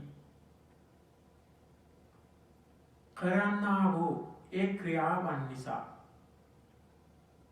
ඒ තණ්හාව තව තවත් වැඩෙනවා, දියුණුවටපත් වෙනවා. අපි කරන්නේ අර ගින්නක් නිවන්ට කියලා හිතාගෙන, මේ දුක් ගිනි නැති කරන්නට කියලා හිතාගෙන සැප විඳීමට බලාපොරොත්තු වෙමින් අර විදිහට මේ ඉන්ද්‍රියන් ඉල්වන දේවල් ලබා දෙමින් තව තවත් මේ තණ්හා ගින්න වැඩි කරනවා. අර ඇවිලෙන ගින්නට පිදුරු දමනවා වගේ. පෘථග්ජන ලෝකයා සිදු කරන්නේ ඒකයි. ඇවිලෙන ගින්නට අර දර, පිදුරු, තනකොළ ආදී දාන්න ඒ ගින්න පුරා ඇවිලෙනවා. ඒ වගේ ලෝකයා මේ දුක් නැති කරන්නට කියලා හිතාගෙන තණ්හාවෙන් මේ කරන ක්‍රියාවන් නිසා අර තණ්හාව තව වැඩි වෙවි මේ දුක් වැඩි වෙවි අර ගින්න ඇවිලෙනවා වගේ අපේ දුක වැඩි වෙවි දලු දමා එන එකයි සිද්ධ වෙන්නේ. පැතිරි යන එකයි සිද්ධ වෙන්නේ. මේ තණ්හාව නිසා. තණ්හා ජනේති පුරිසං බුදුරජාණන් වහන්සේ දේශනා කොට වදාලා මේ සත්‍යය ඇති කරන්නේ තණ්හාවයි කියලා. එතකොට මෙන්න මේ තණ්හාව නැති කරන්නට ඕනේ. මේ දුක් නැති කරන්නට නම් ඒ තණ්හාව නැති කළොත් විතරයි මේ දුක් නැති වෙන්නේ. එතකොට අපි මේ පින්කම් කුසල ධර්මයන් සිදු කරනවා, දාන දෙනවා, සිල් රකින්නවා ආදී මේ කුසල ධර්මයන් සිදු කරනවා, භාවනා කරලා ධ්‍යාන විඥාදී අපි උපදවා ගන්නවා. අන්න ඒ කරන කුසල ධර්මයන්ගෙන් සිද්ධ වෙන්නේ පින්වතුනි తాවකාලිකව ටික වේලාවක ටික කාලයකට අර අපට තියෙන දුක් අන්දරාව ටිකකට අපි යට කරලා දානවා. කොයි වගේද? අපි කෙනෙකුට තිබෙනවා කහන තුවාලයක්. තුවාලයක් තිබෙනවා. ඒ කෙනා ඒ තුවාලේ නොකා හිටියොත් ඉක්මනින් හොඳ වෙනවා. හැබැයි ඒ තුවාලේ කහන්ට සනීපයි. ඒ නිසා මේ තැනත්තා කරන්නේ තුවාලේ කහනවා. කහනකොට මොකද වෙන්නේ? නියපොතු වලට වැදිලා අර තුවාලේ පෑරි තව තවත් වැඩි වෙනවා. අන්න ඒ වගේ ලෝකයා සිදු කරන්නේ මේ තුවාලේ පෑරෙනවා වගේ අර තුවාලේ කහනවා වගේ සනීපේ හිතාගෙන සැප ඇහැ කන නාසාදී විඳුරන් පිනවන්න අදහසින් මේ සැප විඳීමේ චේතනාවෙන් අර විදිහට කුසල අකුසල දෙක සිදු කරනවා. සිදු කරමින් දුක් වල වැඩි කරගන්න එක තමයි සිදු වෙන්නේ. එතකොට తాවකාලිකව අර කහනකොට ඇති වෙන සැපය වගේ තමයි පින්කම් කරනකොට පින්කම් බලයෙන් අපි తాවකාලිකව මේ දිව්‍ය ලෝක, බ්‍රහ්ම ලෝක ආදී ගිහිල්ලා ටික කාලයක් සැප වින්දනය කරන එක. නැවත මේ දිව්‍ය ලෝකේ උපන්නොත් තව තවත් ඒ සැප වලට ගිජු වෙලා තව තවත් තණ්හාව වැඩි කරගන්න එකයි සිද්ධ වෙන්නේ. තණ්හාව දිනු කරගන්න එකයි. එතකොට මෙන්න මේ විදිහට තණ්හාවම දිනු කරමින් දුක එකතු කරගන්න එක තමයි සිද්ධ වෙන්නේ. ඉතින් බුදුරජාණන් වහන්සේ දේශනා කොට වදාරනවා එහෙමනම් දිව්‍ය පුත්‍රය මේ දුකේ කෙලවරක් සීමාවක් නැහැ. ඒ නිසා මේ තණ්හාව නැත්තම් දුක ඇති කරන හේතුව නැති කරන්නට ඕනේ. ඒ හේතුව නැති කරන්න තියෙන්නේ කොහොමද? මේ දම්පින්කම් කරලා తాවකාලික යට කිරීමෙන් සිද්ධ වෙන්නේ අපට අයින් කරන්නට ඕන කරන කරදරකාරී කටු සහිත විස සහිත ගහක් අපි අස් කරන්න ඕන වුණාම අපි කරනවා ගිහිල්ලා එකෙක් අතු කපනවා. අතු කපලා කඳ කපලා අයින් කරනවා. හැබැයි මුල තියෙනවා. මුල ඉතුරු කරලා තියෙනවා. එහෙම වුණාම මේ මුල නැවත දළු දානවා. දළු දාලා ටික කාලයක් යනකොට නැවත මහ විශාල ගහක් බවට පත් වෙලා ආයෙත් අර කරදරකාරී විස ගෙඩි පළ හට ගනිමින් මේ දුක් දෙනවා ඒක ඇසුරේ ඉන්න මිනිස්සයන්ට.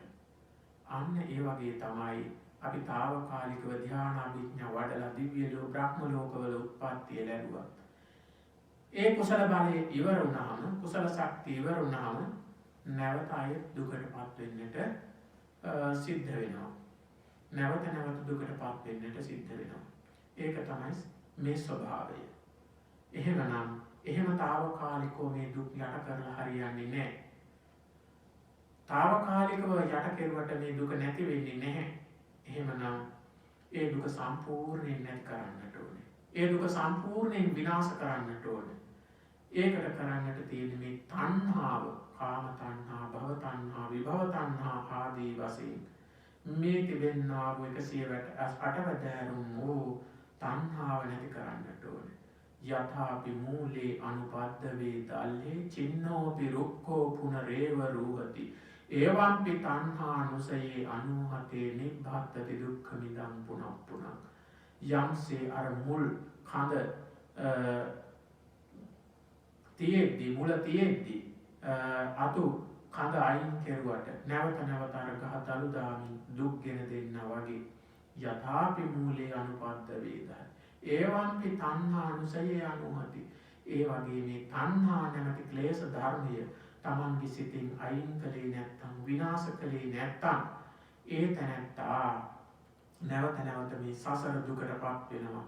අර ජරා ව්‍යාධි මරණ ආදී දුක් වලට, ඒ වගේම අර කියපු මහා භයානක අපාය දුක් වලට පත් වෙමින් ගමන් කරනවා. බ්‍රහ්ම ලෝකේ බ්‍රහ්ම සම්පත් විඳින්නා වූ බ්‍රහ්මයෝ පවා ඒ බ්‍රහ්ම සම්පත්තිය කුසල බලයේ ඉවර වුණාම පොළවේ පස් කන ගැඩවිල්ලෙක් වෙලා උපදිනවා. එහෙම නැත්තම් සියලු අපද්‍රව්‍ය අනුභව කරන ඌරෙක් බවට පත් වෙන්නට පුළුවන්. එහෙම නැත්තම් අපායේ ගිහිල්ලා දුක් විඳින නිර්සතෙක් බවට පත් වෙන්නට පුළුවන්. ඒ වගේම പ്രേත ලෝකයේ ගිහිල්ලා දුක් විඳින ප්‍රේතෙක් බවට පත් වෙන්නට පුළුවන්. දවසක් ලෞතර බුදුරජාණන් වහන්සේ ළඟට දිව්‍ය පුත්‍රයෙක් පැමිණෙනවා. සුබ්‍රහ්ම කියලා මේ බ්‍රහ්මයාගේ නම. මේ දිව්‍ය පුත්‍රයාගේ නම. දිව්‍ය පුත්‍රයා 500ක් පමණ දිව්‍යාංගනාවන් පිරිවරාගෙන ගෙහි දාඩිය දමාගෙන හදිස්සිය බුදුරජාණන් වහන්සේ ළඟට ආවේ. ඇවිල්ලා කියනවා ස්වාමීනි මගේ හිත නිතරම ගැහෙනවා. මාළුවෙක් ගැහෙනවා වගේ. නිච්ඡං පුත්‍රස්ත මිදං මනෝ. මගේ මේ හිත නිතරම ගැහෙනවා, උඩ පනිනවා. ඒ මොකද? හේතුව ස්වාමීනි මාත් එක්ක මේ එකට හිටපු මගේ මේ පරිවාර වූ දිව්‍යාංගනාවෝ 500ක් දෙනා හිටි ගමන් වෙච්ච දෙයක් නේ. බලනකොට ස්වාමීනි ඒ අතෝ ගිහිල්ලා මැරිලා ගිහිල්ලා දැන් අවීචේ යන දුක් විඳිනවා. මගේ ආවුස බැලුවා ස්වාමීනි හෙට මැරිලා මමත් ගිහිල්ලා අපාය උපදින්න ඕනේ. මේ 500ක් දෙනා එක්ක. ස්වාමීනි මේ දුකින් නිදහස් වෙන්න මාර්ගයක් ක්‍රමයක් තියෙනවද කියලා මම මේ හොයාගෙන ආවේ. දුකටපත් නොවි අපායට යන්න නොදී මේ නවතින්න මේක වළක්වන්න ක්‍රමයක් තියෙනවද කියලා හිතාගෙනයි මම මේ ආවේ ඔබ වහන්සේ ගාවට. මට වෙන පිහිටක් නැහැ, පිළිසරණක් නැහැ. බලන්න දිව්‍ය ලෝකේ තවතිසා භවනේ නන්දන වනයේ මේ ඇහැ කන නාසාදී ඉඳුරන් පිනවමින් සතුටු ගීතිකා ගයමින් පංචකාම සම්පත් විඳමුන් හිටපු මේ දිව්‍ය පුත්‍රයාට ඒ භය ඇති වුණා නම්, තැතිගැන්ම ඇති වුණා නම්, සන්ත්‍රාසය ඇති වුණා නම් අනිත් අය ගැන කියනම කවරේද? පින්වතුනි දවසක් ලෞතර බුදුරජාණන් වහන්සේ මහා සංඝරත්නයේ පිරිවරාගෙන ගමනක් වඩිනවා. ජනපද චාරිකාවේ වඩිනවා. එහෙම වඩිනකොට පාර අයිනේ කුඹුරක් අයිනේ තියෙන මඩවලක ඊරියක් මඩ අවුස්සමින් පණුව ගනිමින් ආහාර ගන්නවා. පණුව හොය හොය. බුදුරජාණන් වහන්සේ මේක දැක්කා. දැකලා බුදුරජාණන් වහන්සේට මේ ඊරියගේ పూర్ව චරිතය දැකලා බුදුරජාණන් වහන්සේට සිනා පහළ වුණා. සිනා පහළ වුණේ අවඥාවකට එහෙම නෙවෙයි. එහෙනම් බුදුරජාණන් වහන්සේට ධර්ම සංවේගය ඇති වෙලා මේක උනේ. ඒ මොකද මේ සංසාරයේ තියෙන භයානකකම වැටහිලා. බුදුරජාණන් වහන්සේට ඒ වෙලාවේ සිනා පහළ වුණා. සිනා පහළ වෙනවා කියන්නේ හඬ නගලා හයියෙන් හිනාසීම නෙමෙයි. බුදුරජාණන් වහන්සේට සෝමනස්ස චේතනාව පහළ වෙනවා. එතකොට බුදුරජාණන් වහන්සේගේ තොල් දෙක යම් මඩක් විවර වෙනවා. ඒ විවර වෙනකොට සතර දළදාවන්ගෙන් සුදු බුදු රැස් විහිදෙන්න පටන් ගන්නවා. ඒ බුදු රැස් බුදුරජාණන් වහන්සේගේ සිරස වටා 3 වතාවක් කැරකිලා අහසට පැන නගිනවා. මෙන්න මේ කාරණයෙන් පසුව පැමිණෙන මහා සංඝරත්නය දැනගන්නවා බුදුරජාණන් වහන්සේ යම් කිසි කාරණයක් නිසා සිනහ පහළ කරනවා කියලා. ඉතින් එතකොට උන්වහන්සේලා ඒක දැනගෙන බුදුරජාණන් වහන්සේගෙන් අහනවා. ඒ අතරින් විශේෂයෙන් ආනන්ද ස්වාමීන් වහන්සේ. ආනන්ද ස්වාමීන් වහන්සේ නිතරම මේ පිළිබඳ අවධානයෙන් ඉන්නේ. ඉතින් උන්වහන්සේ මේක දැකලා බුදුරජාණන් වහන්සේගෙන් අහනවා ස්වාමීනි භාග්‍යවතුන් වහන්සේ ඔබ වහන්සේ සිනහ පහළ කළේ ඇයි? ආනන්දේ ඔබට පේනවද අර ඊරිය කියලා? ස්වාමීනි ඔව්. ආනන්දය මේ ඊරිය එසේ මෙසේ කෙනෙක් නෙවෙයි. කාශ්‍යප බුද්ධ ශාසනයේ රාජකුමාරිකාවක්. ඉතින් එතුමිය ඒ කාලේ දම්පින්කම් කරලා කුසල් කරලා පසු කාලයකදී රජගෙදරක රාජකුමාරිකාවක් හැටියට උත්පත්තිය ලබලා එහිදී මෙතුමිය අර පරණ පුරුද්දට අනුව වැසිකිළියට ගිහිල්ලා වැසිකිළියේ ඉන්න පණුවන් දැකලා භාවනා ඉපදෙව්වා. භාවනාව කළා. මොකද්ද? පුලවක සංඥාව කියලා කියන්නේ පණුවන් දැකලා පිළිකුල උපදවාගෙන භාවනා වඩලා ධ්‍යාන උපදවා ගත්තා. ප්‍රථම ධ්‍යාන උපදවා ගත්තා. මෙන්න මේ ප්‍රථම ධ්‍යාන උපදවා ගත්ත මේ කුමාරිකාව මරණයෙන් පස්සේ එයින් නොපිරිහි ගිහිල්ලා බ්‍රහ්ම ලෝකේ උත්පත්තිය ලැබුවා. ඒ බ්‍රහ්ම ලෝකේ ඉපදිලා එහි අර කුසල බලයෙන් ආවුෂ වින්දනය කරලා බුද්ධාන්තරයක් වගේ කාලයක්.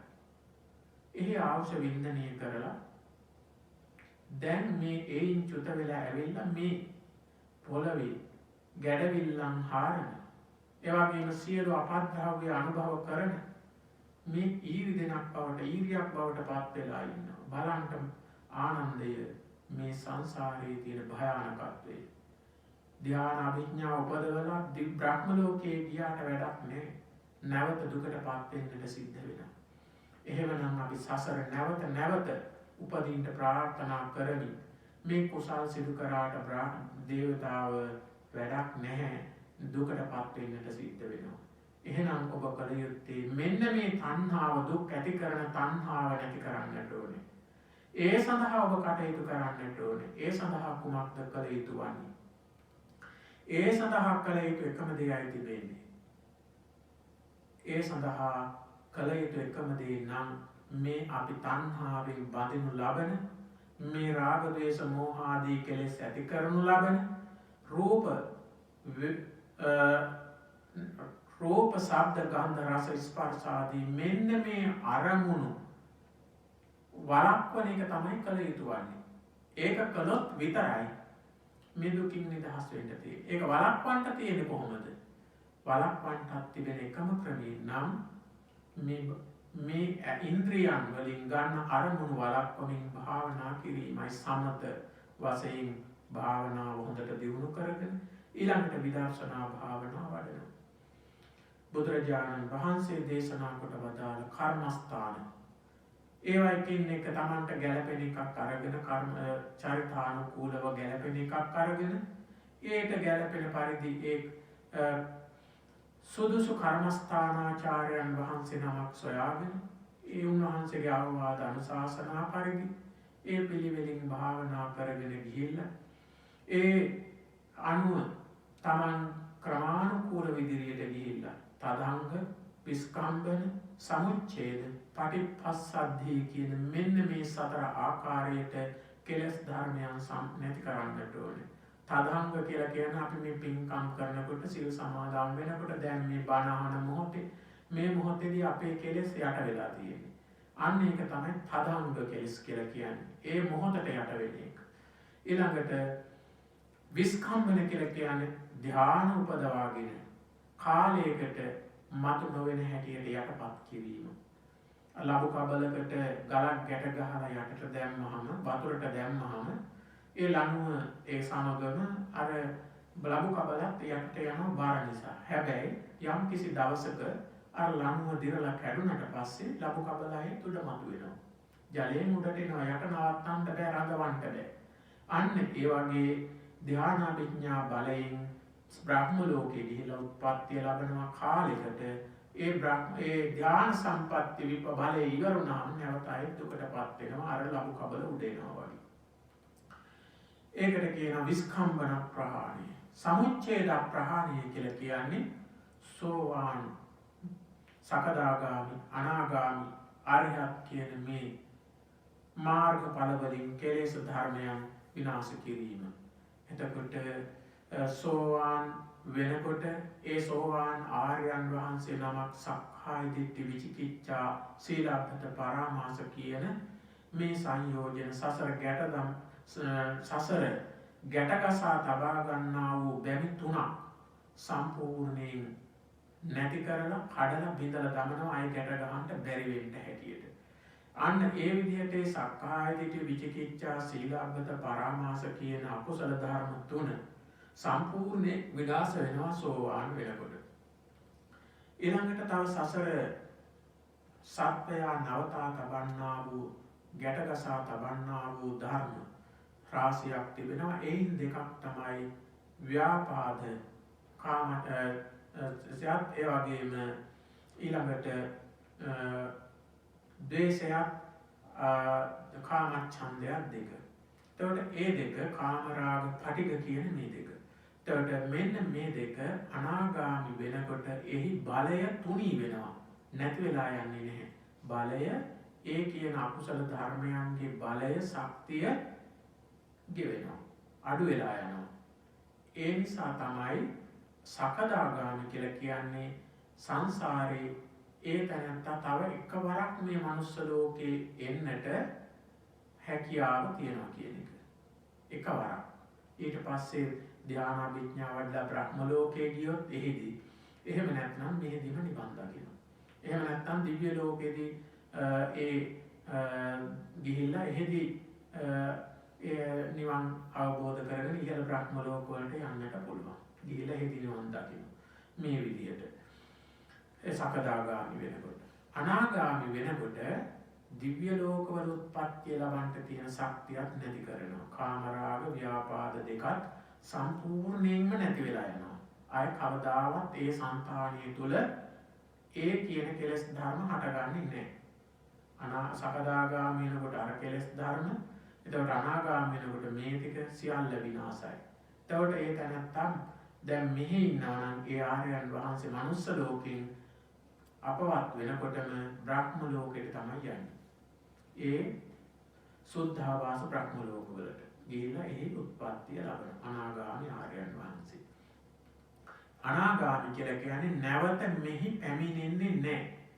ඒ කියන්නේ කාම භාවයට නැවත පැමිණෙන්නේ නැහැ කියන එකයි අනාගාමී කියලා කියන්නේ. ඒකට රූප ලෝකෙට යනවා. රූප ලෝකෙත් තිබෙනවා ක්‍රමානුකූලව උඩට යන්නා වූ ස්වභාවයක්. එතන ආර්යයන් වහන්සේලා ගොඩක් හඳුන්වනු ලබනවා. තව පහළම බ්‍රහ්ම ලෝකේ කියන තවුස්සත් සුද්ධාවාස බ්‍රහ්ම ලෝකවල උපදින ඒ පහළ ඉඳලා ඉහළට ක්‍රමානුකූලව යන ඒ ආර්යයන් වහන්සේලා කෝලං කෝල සත්තක්කත්තු පරම ආදී වශයෙන් එහෙම තියෙනවා. ඉතින් ඒ විදිහට ඒ ප්‍රභේද තියෙනවා. ඉතින් එහෙ උපන්නාම ඉදිරියටම ගිහිල්ලා අකනිටා බ්‍රහ්ම ලෝකයේදී රහත් වෙලා නිවන් දකින්න පුළුවන්. අතරමඟදී රහත් වෙලා නිවන් දකින්න පුළුවන් ආදී වශයෙන්. ඉතින් මේ විදිහට ඒ වගේ ගිහිල්ලා උත්පත්තිය ලබනවා. ඊළඟට තව තිබෙනවා මේ සසර රඳා තබන්නා වූ ගැට සසා තබන්නා වූ කෙලෙස් ධර්ම තව පහක් තියෙනවා. අන්නේ ගැට පහ තියෙන නිසා තමයි අර බ්‍රහ්ම ලෝකේ ගිහිල්ලා උත්පත්තිය ලැබුවේ. ඒ තමයි රූප රාග, අරූප රාග, මාන, උද්ධච්ච, අවිජ්ජා කියලා. එතකොට අනාගාමී වුණත් තියෙන ක්ලේශ ධර්ම තමයි මානය, උද්ධච්චකම ආදී මේවා මෝහය, අවිද්‍යාව ඒවා තියෙනවා. රූප රාග, අරූප රාගත් තියෙනවා. එතකොට අනාගාමී ආර්යයන් වහන්සේ නමකගේ සිතේ තියෙන රහත් වෙනකල් තියෙන ක්ලේශ ධර්ම. එතකොට ඒවා එහෙනම් අපි නැති කරන්නට ඕනේ. විනාශ කරන්නට ඕනේ රහත් වෙන්නට නම් නැවත අය මේ භවයක සංසාරේ කොහෙවත් නොඉපදින තත්ත්වයකටපත් වෙන්නට.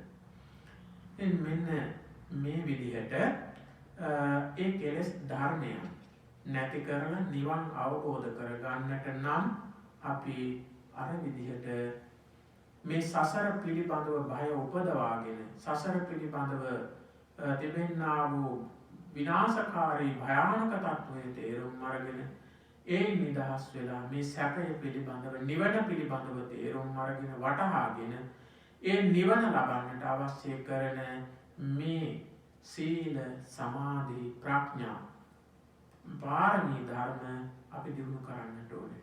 ඒ ප්‍රතිපත්ති ධර්මයන් අපි දියුණු කරන්නට ඕනේ. ඒකට තමයි මේ අවස්ථාව අපට මේ උදාපත් වෙලා තියෙන්නේ.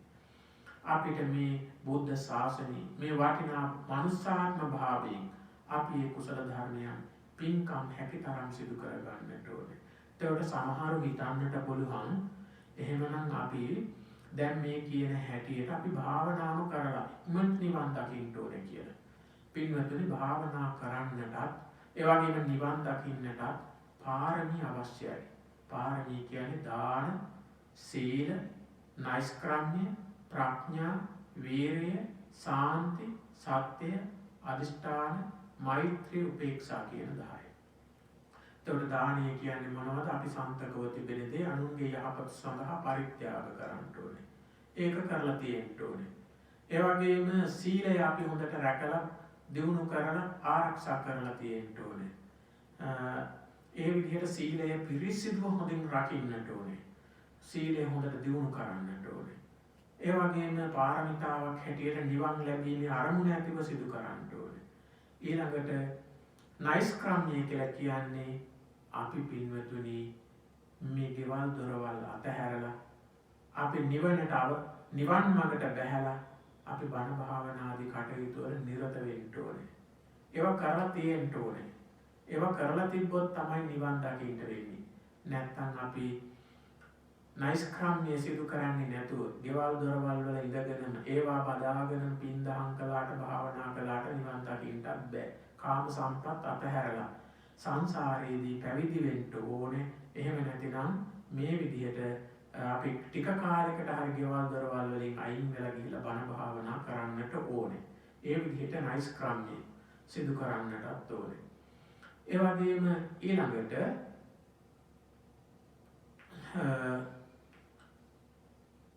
ප්‍රඥාව සතරවෙනිම. එතකොට ඒ විදිහට දාන, සීල, නෛෂ්ක්‍රම්‍ය, ප්‍රඥාව දිනු කරන්න ඕනේ හතරවෙනිම. ඒ කියන්නේ මේ බණ භාවනා ඉගෙන ගන්න ඕනේ, ධර්මය හොඳට ඉගෙන ගන්න ඕනේ, ධර්මධරයන් ළඟට ගිහිල්ලා හොඳ නරක පිළිබඳව ධර්ම කරුණු පිළිබඳව සාකච්ඡා කරන්න ඕනේ, බණ අහන්නට ඕනේ, ඒ වගේම බණ පොත් කියවන්නට ඕනේ. මේ ඒ වගේම ස්කන්ධ ධාතු, ආයතන, නාම රූප, පටිච්ච සමුප්පාද ආදී මේ ධර්මයන් පිළිබඳව ඉගෙන ගන්නට ඕනේ. ඒවා තේරුම් ගන්නට, වටහා ගන්නට උත්සාහ ගන්න. ඒක තමයි ප්‍රඥාව. ප්‍රඥා පාරමිතාව. ඒවා දිනු කරගන්නට, ඒවා උපදවා ගන්නට මහන්සි ගන්නට ඕනේ. ඒ වගේම වීරිය. වීරිය අපි සිදු කරන්නට ඕනේ. uppannānaṁ pāpakānaṁ akusalaanaṁ dhammānaṁ pahānāය. උපන්න ක්ලේශ ධර්මයන්, අකුසල ධර්මයන් දුරු කිරීම සඳහා අපි යම් අකුසල අපේ ජීවිතවලින් කරලා තියෙන්න පුළුවන්.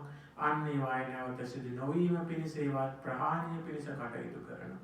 අනුප්පන්නානං පාපකානං අකුසලානං ධම්මානං අනුපාදාය. අපේ ජීවිතවලින් මේ ජීවිතයේදී කරලා නැති අකුසල ධර්මයන් සසරදී අපි සියරම කරලා තියෙනවානේ. නමුත් මේ ජීවිතේ අපි කරලා නැති අකුසල ධර්මයන් අය මේ ජීවිතේ නෙමෙයි සසර වාසයේදී නොවන හැටියට ඒවා විනාශ කරන්නට, අයින් කරන්නට, ඈත් කරන්නට වීරිය උත්සාහය තියෙන්නට ඕනේ.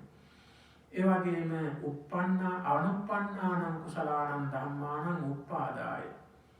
අපිට කරගන්න බැරි වෙච්ච කුසල ධර්මයන් සමහර විට දන් දීලා ඇති. සිල් රැකලා නැහැ. එහෙනම් සිල් රකින්න උත්සාහවත් වෙනවා. සිල් රැකලත් ඇති. එහෙමනම් මේ අනිකුත් භාවනා ආදී කටයුතු සිදු කරගන්න උත්සාහවත් වෙනවා. වීරිය කරනවා. අන්න ඒ විදිහට නොකල කුසල ධර්මයන් සිදු කරගන්න උත්සාහය වීරිය. ඒ වගේම uppannānaṁ කුසලානං ධම්මානං තිතිය අසම්මෝසාය භීයෝ භාවාය වේපුල්ලයි. කරමින් සිටින කරගත්ත කුසල ධර්මයන් ඒවා අතරමඟ නවතින්න නොදී අතරමඟ නවත්වන්නේ නැතුව ඉදිරියට ඒවා දියුණු පවුණු කරමින් ඉදිරියට සිදු කිරීම. ඒක තමයි අන්න ඒ කියන වීරියෙන් යුක්තව ඒ කටයුතු සිදු කරන්න ඕන. වීරිය පාරමිතාව. ඒ වගේම චට්ටමං කාන්ති පාරමි. අපට නොඑක් දෙනා ගහනවා, බනිනවා, නින්දා කරනවා, අපට නොඑක් දුක් වේදනාවන් ඇති වෙනවා. අන්නේ සෑම තැනකදීම අපි ඉවසන්න පුළුවන්කම තියෙන්න ඕනේ. තිප්පානං කරානං කටුකානං පානහරානං අදිවාසික ජාතිකෝ හෝති කියලා කියන්නේ ඒකයි. අපි එදිනෙදා සමාජයේ කටයුතු කරද්දී අපට ඕනෑ කරන දේවල් හැම දෙයක්ම සිද්ධ වෙන්නේ නැහැ. අපට ඕන හැටියට ලෝකයා වැඩ කරන්නේ නැහැ. ඉතින් අපිට ඒ යම් දේවල් කරුණු එළඹුණාම අපට ඒවට කේන්ති යනවා. අපට ද්වේෂය එනවා. එහෙනම් අපි ඉවසලා නැහැ. අපි මේ කටයුතු වලදී අපි කල්පනාවෙන්, නුවණින්, ප්‍රඥාවෙන් අපි ඉවසනවා කියලා කියන්නේ අන්න ඒ වගේ තැන්වලදී අපි ද්වේෂය ගන්නේ නැතුව, තරහ ගන්නේ නැතුව අපි ඉවසන්ට පුරුදු වෙනවා නම් අපට ඇති වෙන අර ලෙඩ දුක් වලදී කෑකෝ ගහමින්, සිහි මුලා වෙමින්, අනිත් අයට දොස් පරොස් කියමින් දඟලන්නේ නැහැ. ඒ වගේම තමන්ට ඇති වෙන පාඩු නින්දා අපහාස ආදීදී කෑ ගහගෙන බැනගෙන යන්නේ නැහැ. ඒ වගේම අනිත් අයගේ තියෙන අඩුපාඩුකම් දුර්වලකම් ඒ වගේම තමන් නොරුස්සන දේවල් වලදී කෑ ගහගෙන බැනගෙන යන්නේ නැහැ. අර සාන්තිවාදී ජාතකයේදී සාන්තිවාදී ජාතක තාපසතුමන්ට අර කලාබු මහරජුරු ඇවිල්ලා අහරින් මෙහින් ගස්සනවා කසපහර දෙනවා. ඒ වගේම ඊළඟට අතපය කපනවා නාසය කපනවා කන් කපනවා මේ සේරම කරනවා. කොහොම කළත් උන්වහන්සේ ද්වේෂය ගත්තේ නැහැ. අවසානයේදී අහන තවත් සාන්තිය තියනවාද? ඔව් සාන්තිය තියෙනවා. කොහෙද? ඒක ඔය අතේ පයේ නාසයේ නෙවෙයි තියෙන්නේ. ඒක තියෙන්නේ මගේ හදවතේ. කිව්වහම පපුවට දෙකක් අයින්නවා. තවත් තියෙනවද කියලා පපුවටත් දෙකක් ඇනලා යන්න යනවා.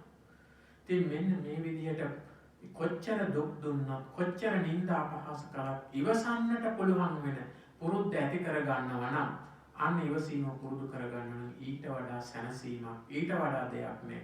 අපි ඉවසන්නේ නැති වෙනකොට අපට සමහර විට ඊටාම ප්‍රයෝජනවත් ඇති. අපට ඊටාම උපකාරී වූ අපට නොයෙක් කටයුතු සලස්සලා දුන්නා. සමහර විට අපේ මව්පියෝ අපට නැති වෙලා ඈත් වෙලා යන්න පුළුවන්. අපේ දූ දරුවෝ අපෙන් නැති වෙලා යන්න පුළුවන්. අපේ හිත මිත්‍රයෝ නැති වෙලා යන්න පුළුවන්. නොයෙක් දෙනාගේ උපකාර නැති වෙලා අපි අන්ත අසරණ තත්ත්වයටපත් වෙන්නට පුළුවන් මේ ඉවසීම නැති වුණොත්.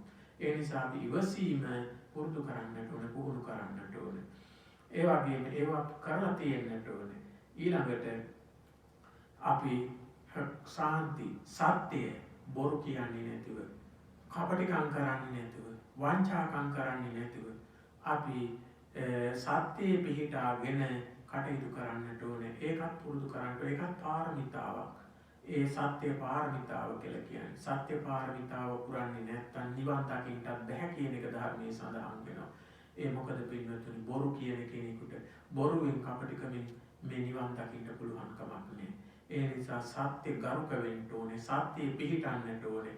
ඇත්ත නිතරම කතා කරන්න ඕනේ. තමන්ගේ වැරදි වහගන්න, තමන්ගේ දේවල් යටපත් කරලා අනුන්ගේ දේවල් දුවා දක්වන්න. ඒ විදිහට කටයුතු කරන්නේ නැතුව නිතරම සත්‍යයේ පිහිටාගෙන කටයුතු කරනකොට අවංකව කටයුතු කිරීම තමයි මෙතනට සිද්ධ වෙන්නේ. ඉතින් අන්න මේ විදිහට මේ චතුරාර්ය සත්‍ය අවබෝධ කරගන්න සත්‍ය පාරමිතාව පුරන්නට ඕනේ. ඊළඟට පින්වතුනි අටවෙනි අදිෂ්ඨානිය තියෙන්නට ඕනේ. තමන්ට අදිෂ්ඨානිය නැති වුණොත් ඒ නිවන් දකින්න පුළුවන් කමක් නැහැ. ඒ නිසා තමන් මේ විදිහට දාන සීල භාවනා මේ හැම කුසලයක්ම සිදු කරනවා. මේවා අතරමඟ මම නවත්වන්නේ නැහැ කියලා. මේ විදිහට අදිෂ්ඨාන පාරමිතාවක් කඩන්නේ නැතුව බිඳින්නේ නැතුව හොඳට ස්ථිරව පුරන්නට ඕනේ. පාරමිතාව. ඊළඟට මෛත්‍රිය. හැම සත්වෙක් කෙරෙහිම මෛත්‍රී පතුරවන්න ඕනේ. තමන්ගේ හිතේ ද්වේෂය යටපත් කරමින් ලෝකයාට මෛත්‍රී කරන්න ඕනේ. ඒක පුරුදු වෙන්න ඕන. හොඳට දියුණු කරන්න ඕන. මෛත්‍රිය දියුණු කරගත්තාම ඒක පාරමිතාවක් වෙනවා. ඊළඟට උපේක්ෂාව. මෙන්න මේ විදිහට පින්වත්නි දස පාරමී ධර්මයන්ම සම්පූර්ණ කරගත්තොත් තමයි නිවන් දකින්න පුළුවන්. ඒ නිසා අපි භාවනා විතරක් කරලා නිවන් දකින්න පුළුවන් කියලා හිතන්නේ නැතුව දාන සීල ආදී මේ හැම දෙයක්ම අපි කරන්න ඕනේ, කරලා තියෙන්න ඕනේ. ඒ නිසා ඒවා ගැන හොඳ අවධානයක්, අවබෝධයක් ඇති කරගෙන අපි ඒ විදිහට මේ නිවන් මඟ අනුගමනය කරමින් නිවනින් සැනසෙන්නට කටයුතු සලසා ගන්නට උත්සාහවත් වෙන්නට ඕනේ කරනවා. ඉතින් බුදුරජාණන් වහන්සේ දේශනා කොට වදාළ පරිදි එහෙමනම් මේ දුක් ඇති කරන්නා වූ හේතුව අපි නැති කරන්න ඕනේ. හේතුව තමයි තණ්හාව. ඒ තණ්හාව නැති කරපු දවසට අපට පුළුවන්කම තිබෙනවා මේ ජාති ජරා ව්‍යාධි මරණ ආදී සංසාර දුකින් නිදහස්ව ලබන අජරාමර සාන්ත ප්‍රවර අමෘත මහා නිර්වාණ ධාතුවෙන් සැනසීම උදා කරගන්නට. ඒ සඳහා තමයි අපේ මේ උත්සාහය. එහෙමනම් අදත් අපි මේ සිදු කරගත් ධර්ම ශ්‍රවණමේ කුසලය අපි සෑම දිනාටම මේ ජරා මරණ ආදී සසර දුකින් නිදහස්ව ලබන උතුම් අමා මහ නිවනින් සැනසීම පිණිස වේවා කියන මේ ප්‍රාර්ථනාව ඇති කරගනිමු. එසේ ප්‍රාර්ථනා පිළිටුවා ගනිමින් දැන් අපි මේ මොහොතේදී මේ සිදු කරගත්ත මේ කුසලය අපට සිදු කරගන්නට අවස්ථාව ලැබුණේ අද මේ ධර්ම දේශනාව සඳහා දායකත්වයේ දරන්නට යෙදුන ඕස්ට්‍රේලියාවේ පදිංචි ටොනි පෙරේරා මහත්මයා විසින්. ඉතින් එතුමා තමන්ගේ සංසාර විමුක්තිය පිණිස ඒ ශාසන දයාවෙන් යුක්තව ලෝකයාගේ හිත පිණිස මේ ධර්ම දේශනාව සිදු කරවන්නට යෙදුනි. අරමුණ වශයෙන් තමන්ගේ පරලෝ සැපත් වුණා වූ දෙමව්පියන් වෙන ජෝර්ජ් පීටර් පියතුමාණන්, එවැගේම ලීනා කැතරින් මෑනියන්, එවැගේම පාලි පෙරේරා සොහයුරියටත් ගාමිණී අබේසේකර මහතාටත් පුණ්‍යානුමෝදනා කිරීමේ බලාපොරොත්තු වෙමි. ඉතින් වටිනා සත්පුරුෂ අරමුණක්, සත්පුරුෂ අදහසක් තමන්ට කුසල් සිදු කරවන්න ගන්නවා වගේම තමන්ගේ මව්පියන්ටද මව්පිය උපස්ථානමය පින්කමක්, සහෝදර ඥාතීන්ට පින් අනුමෝදන් කරවීම වශයෙන් ඥාති සංග්‍රහයෙන් පින්කමක් මේ මොහොතේදී සිදු කරගන්න. ඉතින් මේ මහත්මාණන්ගේ බලාපොරොත්තු පරිදි ඒ පරලෝ සැපත් වුණා වූ එම දෙමව්පියන් ඇතුළු ඒ සහෝදර සහෝදරියන් ඥාතීන් සෑම දෙනාට මේ කුසලයේ අත්පත් වේවා. ඒ වගේම මේ ධර්ම ශ්‍රවණය කළා වූ මේ පින්වත් සෑම දෙනාගේ නමින් අභාවා ප්‍රාප්ත මව්පිය ඥාතික මිත්‍රාදී සෑම දෙනාටද මේ කුසල අත්පත් වේවා. ඒ අත්තන්ට මේ කුසල අත්පත් වීමෙන් ඒ අත්තෝ යම් දුකකටපත් වී සිටිනම් ඒ දුකින් අත මිදෙත්වා. යම් සැපයක් ලබා සිටිනම් ඒ සැප දියුණු කර ගනිත්වා. නොලැබූ සම්පත් ලබා ගනිත්වා. ලැබූ සම්පත් වඩා වර්ධනය කර ගනිත්වා. සැපයෙන් සැපයටපත් වෙත්වා. උතුම් අමා මහ නිවනින් සැනසෙත්වා කියලා පින් දෙමු. ඒ වගේම ලෝකයා ශාසනයත් ආරක්ෂා කරන ලෝකපාලක ශාසන පාලක ආත්ම ආරක්ෂක පින් කැමැති සියලු දෙවියෝද මේ පින් අනුමෝදන්ව ලෝකයා ශාසනයත් ආරක්ෂා කෙරෙත්වා. පින්වත් සෑම දෙනාටද ධාර්මික ආරක්ෂාරක වරණ සලසා දෙත්වා. සුවසේ පාරමී පුරාගෙන පැතුම් පරිදි තුම් නිවනින් සැනසෙත්වා කියලා පින් දෙමු. ඒ වගේම අපට ආර්ථයෙන් ධර්මයෙන් අනුශාසනා කරමින් සුගති මඟ නිවන් මඟ එළිපෙහෙළි කර දෙනු ලබන්නා වූ කල්යාණ මිත්‍ර මහා සංඝ රත්නයටද මේ කුසල ධර්මයන් අත්පත් වේවා. මහා සංඝ රත්නය නිදුක් වෙත්වා, නිරෝගී වෙත්වා, සුවපත් වෙත්වා, ආයු වර්ණ සැප බල ප්‍රඥාවන්ගෙන් වැඩෙත්වා. සුවසේ පාරමී ධර්ම සම්පූර්ණ කරගෙන උතුම් නිවනින් සැනසෙත්වා කියලා පින් අනුමෝදන් කරවමු. ඒ වගේම විශේෂයෙන් මේ කුසල ධර්ම ශක්තියෙන් පිළින්ද ත්‍රිවිධ රත්නයේ අනන්ත අප්‍රමාණ ගුණ බලයෙන් බලානුභාව බලයෙන්ද මේ පින් අනුමෝදන් වන දෙවියන්ගේ දෙහැමි ආරක්ෂා සංවිධාන බලයෙන්ද මේ දිනවල මේ කාලේ මේ ලෝකයේ මේ තිබෙන්නා වූ ලෝකයාට දුක්ගෙන දෙමින් පවතිනා වූ මේ රෝග ව්‍යසනය වහවහාම දුරින්ම දුරු වේවා, ප්‍රහාණය වේවා, නිවාරණය වේවා. සියලු සත්වයෝ නිදුක් වෙත්වා, නිරෝගී වෙත්වා, සුවපත් වෙත්වා, සැපයෙන් සැපයටපත් වෙත්වා. ලෝකයට සිත සාන්තිය යහපත සැනසෙල්ල උදාපත් වේවා කියලා අපි ප්‍රාර්ථනා කරමු. ඒ වගේම අද දවසේ මේ වටිනා ධර්ම දේශනාවේ දායකත්වයේ දරනු ලබන්නා වූ ඒ ටොනි පෙරේරා මහත්මයාණන් ප්‍රධාන පවුලේ සෑම සියලු දෙනාටද නිදුක් නිරෝගී සුව දීර්ඝායුෂ සැලසේවා. සියලු සම්‍යක් සංකල්පනා බලාපොරොත්තු ප්‍රාර්ථනා ඉෂ්ට සිද්ධ වේවා. තව තවත් මේ ශ්‍රී සම්බුද්ධ ශාසනය ඇසුරු කර ගනිමින් මේ විදිහේ වටිනා මහාර්ග පාරමී කුසල ධර්මයන් සම්පූර්ණ කර ගන්නට ශක්තිය, බලය, ධෛර්යය, වීරිය, වාසනාව උදාපත් වේවා. සසර සුවපත්ව පාරමී පුරාගෙන පැතුම් පරිදි නිවනින් සැනසෙන්න ලැබේවා කියලා පින් අනුමෝදන් කරවමු. හිතවත් නැදහත් වෛරී සියලු ලෝකවාසී සත්වයෝද මේ පින් අනුමෝදන් වන දුක් වෙත්වා, නිරෝගී වෙත්වා, සුවපත් වෙත්වා, සැපයෙන් සැපයටපත් වෙත්වා, උතුම් නිවනින් සැනසෙත්වා කියලා පින් දෙමු.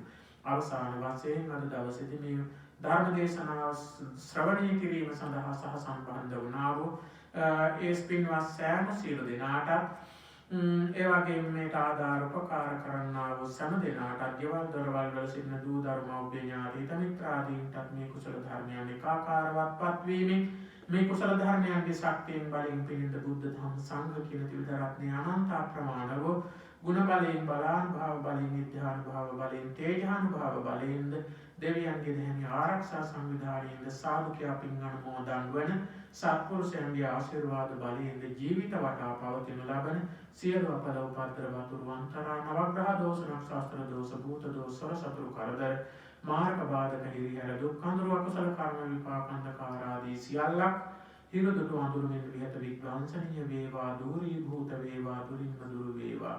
කායික මානසික නිදුක් නිරෝගී සුවපත් භාවයේ සැලසේවා. සියලු සම්‍යක් සංකල්පන බලාපොරොත්තු ප්‍රාර්ථනා ඉෂ්ට සිද්ධ වේවා. තව තවත් මේ ශ්‍රී සම්බුද්ධ ශාසනය අසුරු කර ගනිමින් සීලයෙන්, ගුණයෙන්, නුවණින්, ප්‍රඥාවෙන්, යසෙන්, ඓශ්වර්යයෙන්, පරිවාර සම්පත්තියෙන්, ධන දානයෙන්, යසේසුරෙන්, ආයු වර්ණ සැප බල ප්‍රඥාවන්ගෙන් දිනින් දින දියුණුවට පත්වෙමින් සීල, සමාධි, ප්‍රඥා, ගුණ නුවණ දියුණු කර ගන්නට ශක්තිය, බලය, ධෛර්යය, වීරිය, ආරක්ෂාව, රැකවරණය, ආශිර්වාදයම සැලසේවා. ශ්‍රද්ධා, වීරිය, සති, සමාධි, ප්‍රඥා, ඉන්ද්‍රිය බල, බොජ්ජංග ආදී සත්‍තිස් බෝධිපාක්ෂික ධර්ම වැඩේවා, දියුණුවට පත්වේවා. සසර වෙසෙන තෙක් අසත්පුරුෂ පෞකාර පාප මිත්‍රයන්ගේ ආශ්‍රයෙන් සතර අපායෙන් අට දුට්ටක්ෂණයෙන් පංචවිධ අන්තරාවෙන් ත්‍රිවිධ සත්ත්ව විනාශයෙන් පස්පවින් දසකුසලයෙන් සදහට අතමිදී දිව්‍ය මනුෂ්‍ය ආදී සුගති සංඛ්‍යාත සැප ලැබමින් සිල්වත් ගුණවත් නැනවත් ජීවිත ගත කරමින් සුවසේ සියලු පාරමී ධර්ම සම්පූර්ණ කරගෙන බුදුපසේ බුදුමහරහතන් වහන්සේ නිවී සැනසී පැමිණ වදාළ අජරාමර ශාන්ත ප්‍රවර අමෘත මහා නිර්වාණ ධාතුවෙන් සැනසෙන්නට මේ උතුම් කුසලය අප සැමට එකසේම හේතු වේවා, වාසනාව වේවා කියන ප්‍රාර්ථනාවත් ඇති කරගෙන දෙවියන්ට ඥාතීන්ට පින් අනුමෝදන් කරවමින් ප්‍රාර්ථනා පිහිටුවා ගන්නට කවුරුත් ගාථා කියමු. ඉදං ගෝ ඥාතීනං හෝතු සුඛිතා හුන්තු ඥාතයෝ. ඉදං ගෝ ඥාතීනං හෝතු සුඛිතා හුන්තු ඥාතයෝ. ඉදං ගෝ ඥාතීනං හෝතු සුඛිතා හුන්තු ඥාතයෝ. එත්තාවතා චයම්හි සම්පදං පුඤ්ඤ සම්පදං සබ්බේ දේවා අනුමෝදන්තු සබ්බ සම්පත්ති සිද්ධියා. එත්තාවතා චයම්හි සම්පදං පුඤ්ඤ සම්පදං සබ්බේ භූතානුමෝදන්තු සබ්බ සම්පත්ති සිද්ධියා. එත්තාවතා චයම්හි සම්පදං පුඤ්ඤ සම්පදං සබ්බේ සත්තා අනුමෝදන්තු සබ්බ සම්පත්ති සිද්ධියා. ආකාශට්ටා ච භුම්මට්ටා දේවා නාග මහිද්దికා පුඤ්ඤන්තං අනුමෝදිत्वा චිරං රක්ඛන්තු ශාසනං. ආකාශට්ටා ච භුම්මට්ටා දේවා නාග මහිද්దికා පුඤ්ඤන්තං අනුමෝදිत्वा චිරං රක්ඛන්තු මං පරං තු දේශනං. ආකාශට්ටා ච භුම්මට්ටා දේවා නාග මහිද්దికා පුඤ්ඤන්තං අනුමෝදිत्वा චිරං රක්ඛන්තු මං පරන්ති. හොඳයි, නිවන් ප්‍රාර්ථනා කරගන්නට කවුරුත් මේ වාක්‍යය කියන්නේ. ඉදම්මේ පුඤ්ඤ කම්මං ආසවක්ඛයවං හෝතු සබ්බ දුක්ඛා පමුඤ්චතු. මාගේ මේ කුසලය අමා නිවන් අවබෝධය පිණිසම හේතු වේවා, වාසනාව වේවා. සාදු සාදු. පින්වත් සෑම දිනාටම ත්‍රිවිධ රත්නේ අනන්ත අප්‍රමාණ ගුණ බලයෙන්, බලානුභාව බලයෙන්, විද්‍යානුභාව බලයෙන්, තේජානුභාව බලයෙන්, දෙවියන්ගේ දෙහැමි ආරක්ෂා සංවිධාන බලයෙන්ද සිතක් සාන්තියක්, යහපතක්, සැනසෙල්ලක් මුදාපත් වේවා. සියලු සම්‍යක් සංකල්පනා බලාපොරොත්තු ප්‍රාර්ථනා ඉෂ්ට සිද්ධ වේවා. සුවසේ පාරමී පුරා ගන්නට ලැබේවා කියලා මහා සංඝරත්නය වෙනුවෙන් ආශිර්වාද කරනවා. කවුරුත් එක්ක වන්දනා කරගන්න. අභිවාදන සීලිස්ස නිච්ඡං වද්ධාපචායිනෝ චත්තාරෝ ධම්මා වද්ධන්ති ආයුවන්නෝ සුඛං බලං ආයුරාෝග්‍ය සම්පatti සග්ග සම්පatti මේවච අතෝ නිම්මාන සම්පatti ඉමිනාතේ සමිජ්ජතු. සාදු සාදු සාදු.